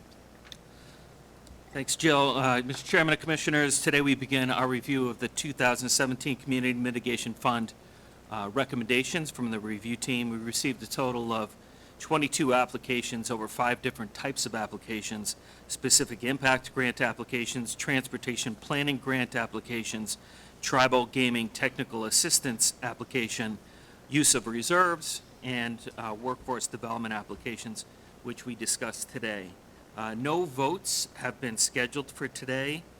In order to make our presentation on the applications more digestible, given the volume, we decided to present the Mitigation Fund Review Team recommendations on workforce at this meeting, with the balance expected at our next meeting. The review team has been trying to organize and present the hundreds of pages of application materials and analysis. The workforce memorandum that's included in your packet follows the same form that will be seen in the rest of the recommendations that you will see at the next week's meeting. However, I will note, just so you can know that hopefully it will be digestible, that the workforce narrative is a little bit more voluminous in terms of narrative, given the topics that we're discussing. So we also thought that the workforce development program should be presented first, because it has been such a big concern, a recent concern and focus by the commission, and because of the need to ramp up activities in advance of MGM Springfield's opening next year, that there's potentially some significant discussion. So we're here to give you, as Jill mentioned, a summary of the team recommendations and answer any questions, but don't expect a yes or a no vote or an indication of where you go unless you would like to do so. We know that you will need to take a look at these recommendations in the overall context of the recommendations for the entire program and where that sits within the overall budget. So with that, I turn it back over to Jill. And we're also joined by Community Mitigation Fund Review Team member Derek Lennon. So I'm going to go over all three proposals, and then we'll have time for discussion following that. But for Region A, we had a proposal from the Metro North Regional Employment Board. They requested $200,000 for the creation of a regional consortium called the Metro North Casino Careers Consortium. The purpose was to prepare and train local residents for jobs related to Wynn Boston Harbor. And this proposal, they propose focusing on underemployed and unemployed populations, and also on minority women and veterans as well. And they also propose creating a system in which local residents are able to start casino pathways, career pathways leading to casino-related careers. And they do that with two main components: a region-wide network of casino career advisors. And this, I think, is really exciting. I'll talk more about that later. But then the second part is through a culinary arts training programs in a couple of locations. Both of these components are designed to increase capacity and fill gaps in the regional workforce system. These project components are new partnerships that aim to address current and future needs of employers in the region, needs that are not currently being addressed by the current workforce development system. This proposal has leveraged in-kind, matching, and other leveraged funds, including the cities of Everett, Cambridge, Somerville, Malden have provided significant in-kind matches for facilities, staff, staff salaries for casino career advisors, recruitment managers, and case management individuals. Our licensee, Wynn Boston Harbor, has granted $20,000 to La Comunidad and the Everett Haitian Community Center to launch the New England Center for Arts and Technology, kind of a satellite program at Everett High School. The cities of Malden and Chelsea have committed $15,000 each, a cash donation to benefit their cities' residents. So the culinary training programs involve Bunker Hill Community College and Somerville Community Corporation, and also and that culinary training program is at Somerville High School, in addition to the one I mentioned in Everett.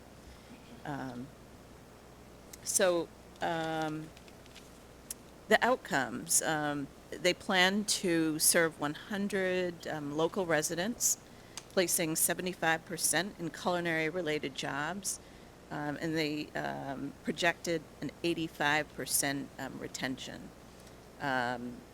Their program is designed to address both the immediate needs of businesses in the region.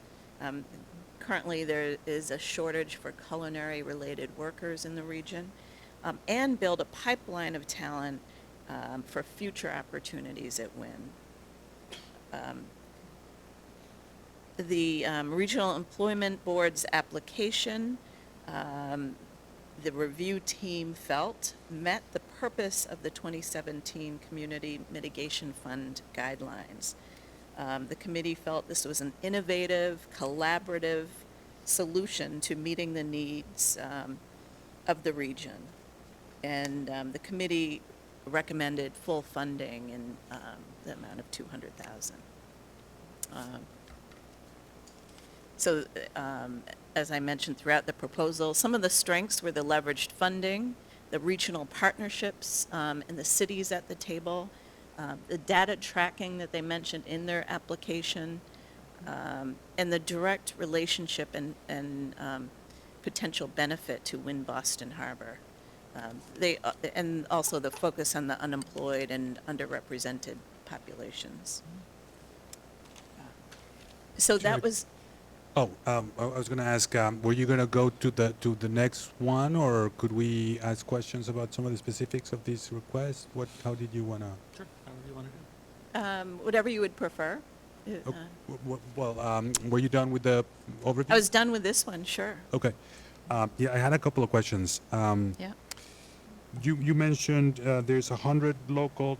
One of the goals is to get through the process about 100 local residents. Is that through the culinary arts? That's through the culinary arts. But conceivably, there could be these casino career advisors reach will be a lot wider Yes. because some may be conceivably, getting through training on their own or whatnot. Right, and that's the exciting part, I think, about this proposal, is the casino career advisors are designated in most of the host and surrounding communities, and really have the opportunity to reach far more than the 100, and touch not just culinary, but many other Right. fields as well, so. Right. Do we have a sense as to how many of these casino career advisors might be deployed at any given point with these efforts? Or is that yet to be determined? Well, they did make several commitments, or cities made several commitments to at least have one, and some communities mentioned several advisors. And I know that the Regional Employment Board is also, they haven't stopped. There are some communities that haven't yet, at the time of the application, committed to this proposal, but they are continuing to outreach. And conceivably, the grant flows to the board, to the employment board, that then pays a city or town that participates in this program part of the reimbursement of that those casino career advisors, or do they work for the board, or how does it work in general? Some of the cities committed in-kind resources. So, for example, current workforce staff at the city would be designated a casino career advisor, and that would be an in-kind. Let me just look at the budget, though. But that's a really good question. So Commissioner, while Jill is looking at that, I just wanted to point you to, in terms of your first question about how much reach this program will have, in answers to each of the applicants answer a number of detailed questions from the review team, and the answer from the REB on this one, on number 6 of page 2 of their response, they said, based on your application's impact measures, what does your program hope to achieve in year 1? And they mentioned for the region network of casino career advisors, the consortium expects to serve hundreds of local residents and make dozens of referrals.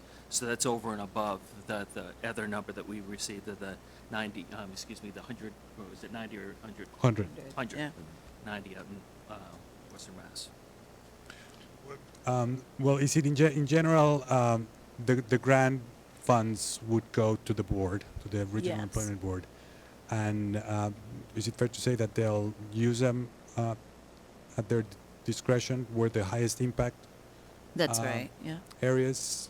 Could be leveraging some of the in-kind contributions, could be funding some of their own staff if they're dedicated to being the career advisors. Is that? Right. They would designate the funds to be used as needed. As I said, some of the cities have designated in-kind contributions, so that makes the project go that much farther. Okay. But, yes. I had a question. Did you, I guess I found it surprising that there was only one application from all of Region A. Is that just, are there other programs that didn't need a grant, or? I think this program did such a great job of including many programs from the region that that this was the one. I mean, we could quite honestly have received several applications from individuals or individual organizations, but the strength of They this collaborated? was they Okay. collaborated. I see. Right. And I think they're, I read 85 to 90% day job retention is their goal. Huh, Right. That's a pretty high number. It's much higher than the casino in general, right? Right. A day job, I take it. They don't have those same expectations for midnights, I guess. Right. And Okay. and their goal also is some of the backfill jobs prior to the casino opening. So Okay. individuals will get a chance to get some culinary experience at other employers and hopefully translate that into a job at the casino. I see. Okay, thank you. Commissioner, in regard to your question about the budget that Jill is pointing to and the career advisors, under the initial application on page 4, they say that each member city has identified at least one location organization in their city that will serve as casino careers access point and committed staff time to work as casino career advisors. And then included in the budget is one of the later pages, under the budget for the expenses for the career advisors. That is where all of the match is really being presented, and most of the expenses for the grant are devoted to the job training program and some of just the overall coordination. Right. And some of that timing is anticipated to be as early as this fiscal year? They said that they can get going as soon as we give them the money. I just, you know, I appreciate the, kind of this unique strategy with creating the casino career advisors. I would suggest if we get to a vote when that happens, and if we choose to award this, we've had a lot of conversation about education and trying to correct some of the misperceptions out there about casino employment. I would recommend that there be a requirement in the contract if they're awarded this money that the casino career advisors spend some time with our licensing team, kind of get a lay of the land, talk about qualifications, talk about process, so they're as well equipped as they're talking to residents from the associated and surrounding communities as to what the process is. Well, the process is, we know it at the time. So making that connection and that linkage, I think, would be important. One thing I'll note in comparison to last year's program, first of all, we tried to get this program, the awards done a lot earlier. We got them at the end of the summer last year. There are a number of other things that were going on at the time. We're trying to get those done earlier. And we have all of the model contracts from last year. They'll have to be individualized for each of the grantees. Right. We haven't done that individualization just yet, but hopefully, if we're not busy writing the scores of pages for the reviews for the next meeting, we can get going on some of those contracts as well. I just think they'd be a valuable resource, kind of in partnership for all the folks that are going to be out talking to on the street and making them Makes a lot aware of of sense. what the guidelines Absolutely. are. Yeah, it's a great idea. Great idea. Are we talking a little bit about the merits or how we feel about this, or will that be for later? Why don't I go through, just in Okay. the interest of time, the other two Fair proposals? enough. So Region B, in Springfield, we know that approximately a quarter of the population does not hold a high school diploma, according to the U.S. Census. I'm sorry, what was that number? A quarter. Oh, 25%. Yeah. A majority of the jobs at MGM will require a high school diploma. And we also know that Springfield has very high unemployment, almost double that of the state. So given that information and that we received 2 applications that met the requirements, our committee actually recommended that the commission consider funding both proposals. So I'm going to talk a little bit about those proposals, but although we did have a favorite, and we'll talk more about that. But the Springfield Public Schools requested funding for the launch of the Ahead of the Game initiative, a program that targets low-skilled, low-income individuals interested in pursuing their adult basic education to prepare for enrollment in post-secondary workforce training programs relevant to the needs of MGM Springfield. They proposed serving 100 adult students annually with a variety of resources, including basic literacy and math, high school equivalency test preparation and testing, English for speakers of other languages, job skills, and workforce readiness training. The students enrolled in this program will presumably have a dedicated case manager and a teacher to work with them on their individual needs. And so this grant would pay for those new staffing needs. Ahead of the Game plans to track students from the point of entry to 1 year of successful employment and focus on retention of students.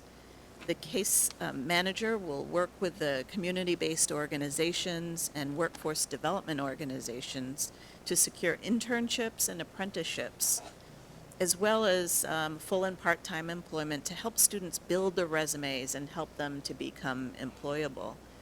The program also plans to use SkillSmart.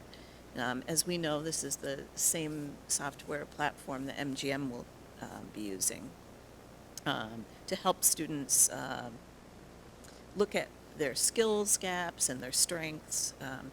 The program participants will also participate in soft skills workshops. And upon completion of this program, eligible students would be encouraged to apply and enroll in local post-secondary MGM workforce training programs, presumably at Stick or Holyoke community colleges. Partners of this grant include the Economic Development Corporation of Western Mass, the lead partner in the Working Cities Challenge Initiative, funded by the Federal Reserve Bank of Boston. And the plan would be to activate other partners in that network as well.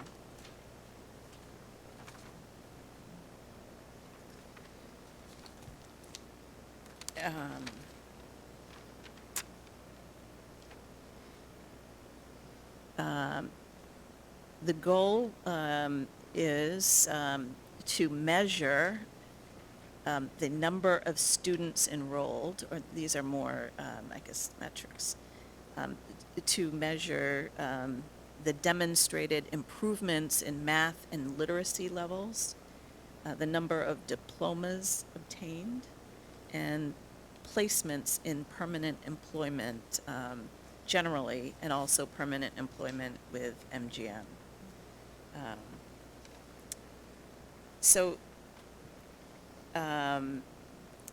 One thing that the committee is not recommending funding for is $20,000 that would be dedicated to an evidence-based assessment tool. The review committee didn't find that there was enough evidence tied to this tool or to tie it to the project or the benefits of the casino. It was described as a tool to measure a family's ability to access social resources, economic assets, and strong family bonds that align with work and educational schedules. And I think this was linked to the Working Cities Challenge. Although worthy, there was just not a clear line developed to justify funding for this grant project.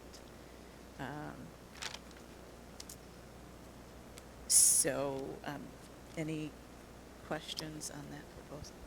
I would agree that the assessment needed to be taken out. I mean, it's not to question the merit of the assessment. And I Right. think it's important if it helps further Springfield and the region's kind of long-term goals of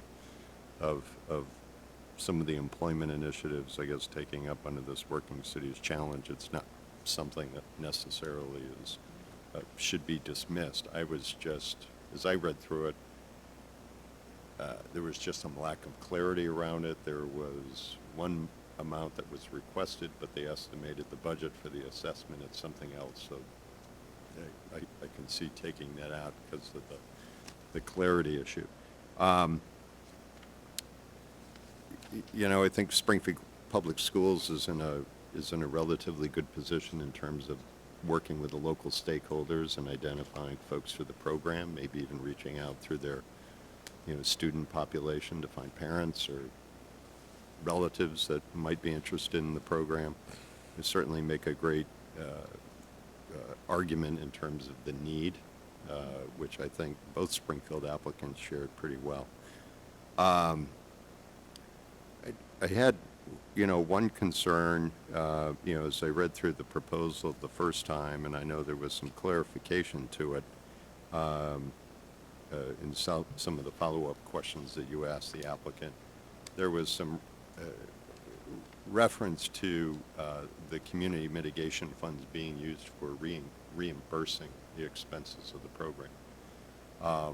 You know, I would certainly hope that if Springfield had planned to do some of these programs already, that we might be able to leverage what they were doing and be able to add on to it. We know the need is there. We know that what we can potentially offer is probably not meeting the needs of the backlog of candidates who are interested in getting their GED or their high set. So, you know, I would hope they, you know, they talked about some other funds that they might be able to tap into, but it wasn't clear whether those were being used for this program or not. You know, as we talked about with the previous application, there was some matches that was solicited. Yeah, In absolutely. kind or not, and I think Springfield, you know, was, maybe didn't go that extra step to identify what in-kind support they might be offering, but there certainly was a lack of other mentions of support, contributions, in-kind, use of space, teachers, you know, what have you. So that was, you know, my general concern with their application. Agreed, yeah. Commissioner, one thing we'll note is included within the body of the memo, I'm failing to find it exactly right now, but we included a recommendation that we would have both or all three of the grantees, if they're awarded a grant, certify to us that what they're proposing here is new efforts and that we are not reimbursing them for any existing efforts. We understand that that's what they intend, but we would just ask them to go the further step of saying that what they are going to do is a new effort. They're not reimbursing them for existing level of services or planned services. And then one other recommendation that we included in here is that if Springfield Public Schools is awarded a grant for year one, that it should also very quickly try to determine if there's funding for future years of the program.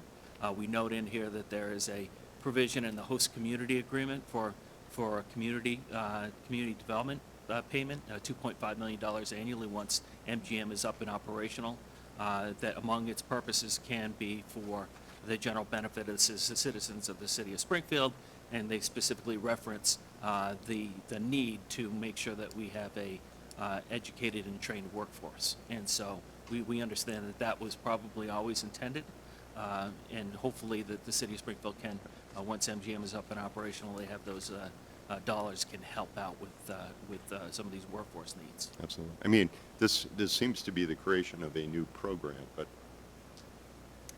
begging the question of what more could they leverage of either existing resources or resources that weren't solicited or tapped into. Point well taken. I just had one, I guess, comment. I was looking at the chronic absenteeism. Obviously, that's a problem in an adult education program like this, and they were talking about bus tokens. I thought that was interesting. So they did describe the bus tokens to meet a challenge. Transportation to the programs was identified as a large issue.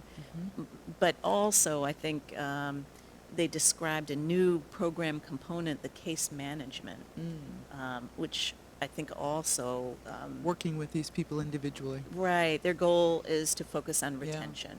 Okay. So although it wasn't described in the same place, I think the intention is the Yeah. same. I think I read also it takes about 12 months with this program to prepare someone for a high set, I guess is the newer term for GED. So the major difference between this program and the Springfield Community College application that I'll describe in a few minutes is that the Springfield Public Schools is open entry. They take you where you are. So if you're lower skilled academically, they'll take you and try to move you up from to the level. You may not achieve your high school equivalency during the program length, I see. but that's why they're measuring advancement levels. And so this may be more of a long-term effort and maybe focused on backfill. I see. As well as they may have individuals who are higher level, higher grade levels as well. But that was the major difference. Is there anything that you're aware of in terms of efforts from, say, their vocational technical high school, Putnam, as part of the efforts that they're doing over there at public schools, Springfield Public Schools?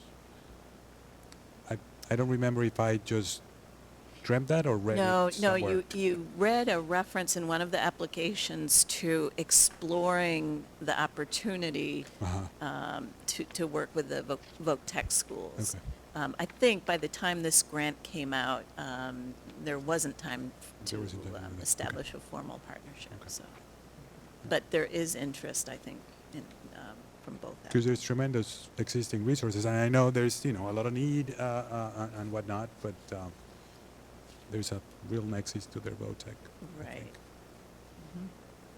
So are you ready for the next Yes. one? Okay. So the Springfield Technical Community College proposes Hamden Prep, an accelerated high school of equivalency prep program for adults, and specifically for participants who are nearly ready but lack the high school equivalency credential. This program proposes academic prep work on level 3 or grade 8 in reading and 9 in math. Hamden Prep will administer assessments in both Career Ready 101 or the TABE test for academics to all applicants to assess their academic readiness and their career interests. As a result of this grant, 90 additional students would receive services in 12-week sessions covering 5 different components of the GED or HiSET and workforce essential skills. They would do this through contextualized instruction to help students access other resources such as the short-term certificate courses offered by the community colleges that are related to local industries, things like customer service, cash handling, culinary, manufacturing. They would focus on backfilling jobs left vacant by employees potentially moving to work at MGM, and the need for entry-level employees within the casino as well. STIC plans on contributing 10.5% in matching funds, and over 6,700 in matching specifically from computer labs. And the Community Mitigation Fund Review Team believes that this program achieves the goals set out in the 2017 Community Mitigation Fund Guidelines. We believe that this accelerated program may result in more positive program outcomes for the casino and for Western Mass. We also think that some of the strengths are that there are some real synergies between STIC's, the Technical Community College's current adult basic education program, and this new Hamden Prep. They currently have a program that serves 350 adults a year. They also have strong connections to the regional workforce partners, strong connection and partnerships with MGM. So the committee really liked this application and thought it had a lot of strengths. Again, obviously they are our partners to the MCCTI effort, but again, I like the fact they identified cash support, cash contributions, in-kind contributions to be leveraged. It was interesting, both to Commissioner Cameron's point, we're talking about this worry about barriers to folks completing the program. And, Springfield Public Schools, addressed it one way with the bus, access to the bus. STCC almost requires a contract signed with the individual that they will obviously make every best effort to complete the program.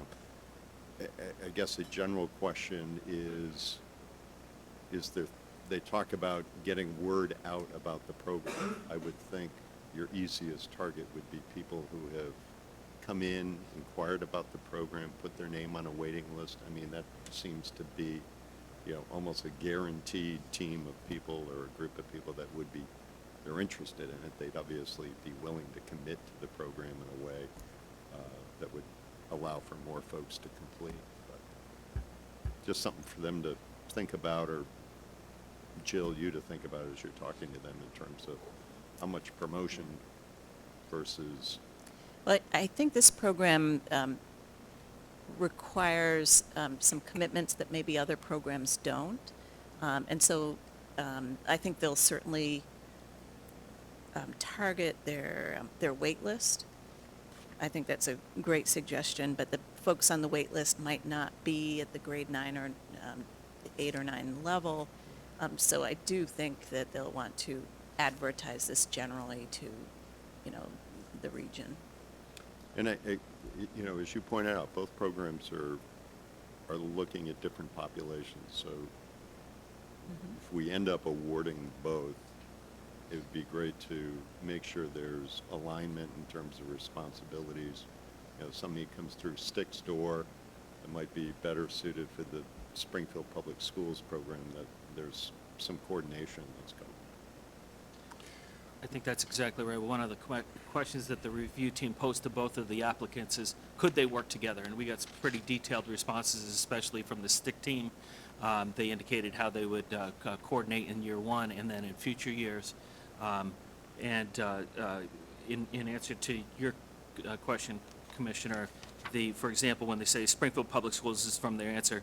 Springfield Public Schools and STIC currently partner on a variety of educational initiatives, including the Gateway to College program, 100 Miles to College, et cetera, and the additional funding for Hamden Prep in FY18 will allow staff from both organizations planning time to explore and pilot new options for adult learners. Some examples might be the use of training facilities at Springfield's Vocational High School Putnam Tech, structured career encounters on the STIC campus, and training of adult learners on access and efficient use of the Smart web-based career tools. So to your point, Commissioner, they can team the resources that are available to both groups and the collaborations that they already have to come into this really regional collaborative organization that we anticipated when we did the guidelines. And what we raised as an important measure for both of these applicants is that it is a region. It is not only the City of Springfield. City of Springfield is extremely important, especially given MGM's commitment to hiring so many folks from the City of Springfield. But we want to make sure that it is a regional approach that gets as many people as we can from the surrounding communities. And yes, that will be more of a challenge because of some of the transportation needs, but hopefully after year one and year two, we can try to figure that if there is a year two. Okay. You alluded to this, Commissioner, but will we get hard data after the end of these grants, so that can be measurable and comparable and so on? We can make that part of the requirement. Part of the contract. Part of the contract. Yeah. Absolutely. That would be really helpful. Okay, comments on, any other comments on values or valuation or whatever? I just want to take a moment to thank Jill and John and the mitigation review team.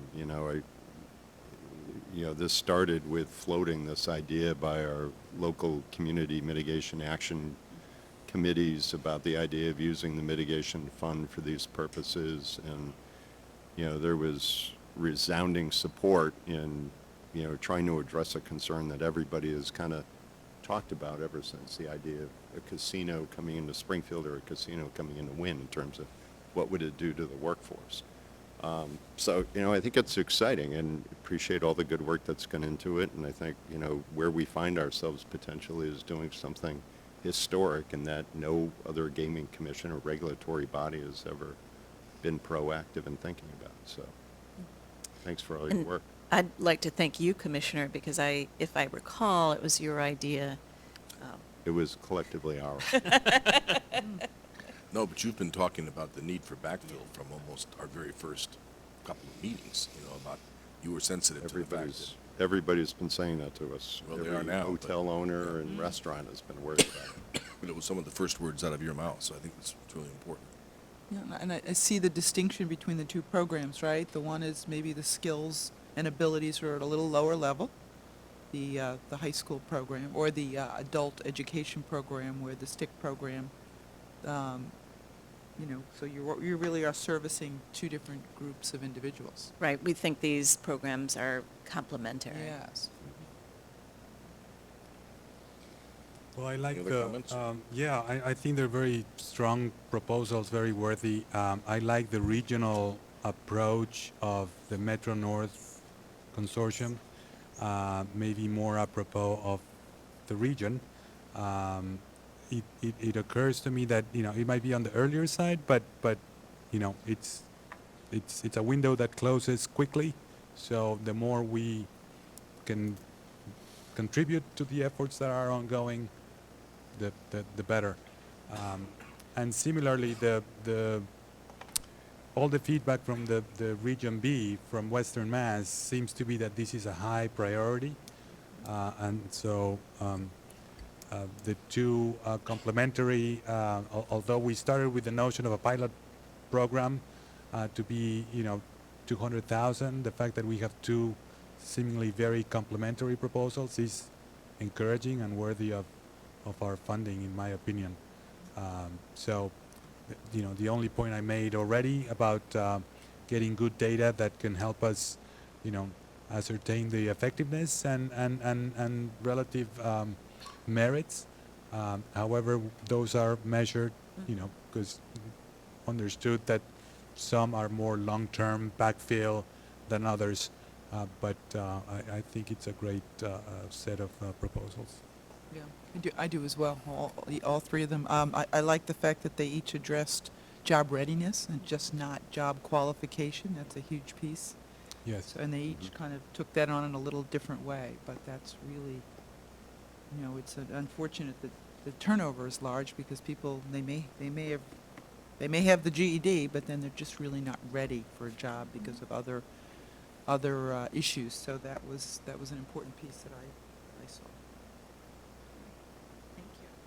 Anything else? Is that it for you folks? Wow. We're done. Perfect. Thanks for all your work. Oh. Yeah, It's a lot of work that went into this. yeah, it's great. John, who all are on the review team? So the review team includes the three of us here, Catherine, Commissioner McDonald, Mary Thurlow, and Joe Joe. Delaney. Joe Delaney. and my good friend Joe. Yes, Joe Delaney. Good. It's a lot of work by those folks as well. Yeah, a lot of work. Yeah. Great. Do we have any commissioner updates? No. Do we have any other business? Do we have a motion to adjourn? So moved. Second. Any discussion? All in favor? Aye. Aye. The ayes have it unanimously.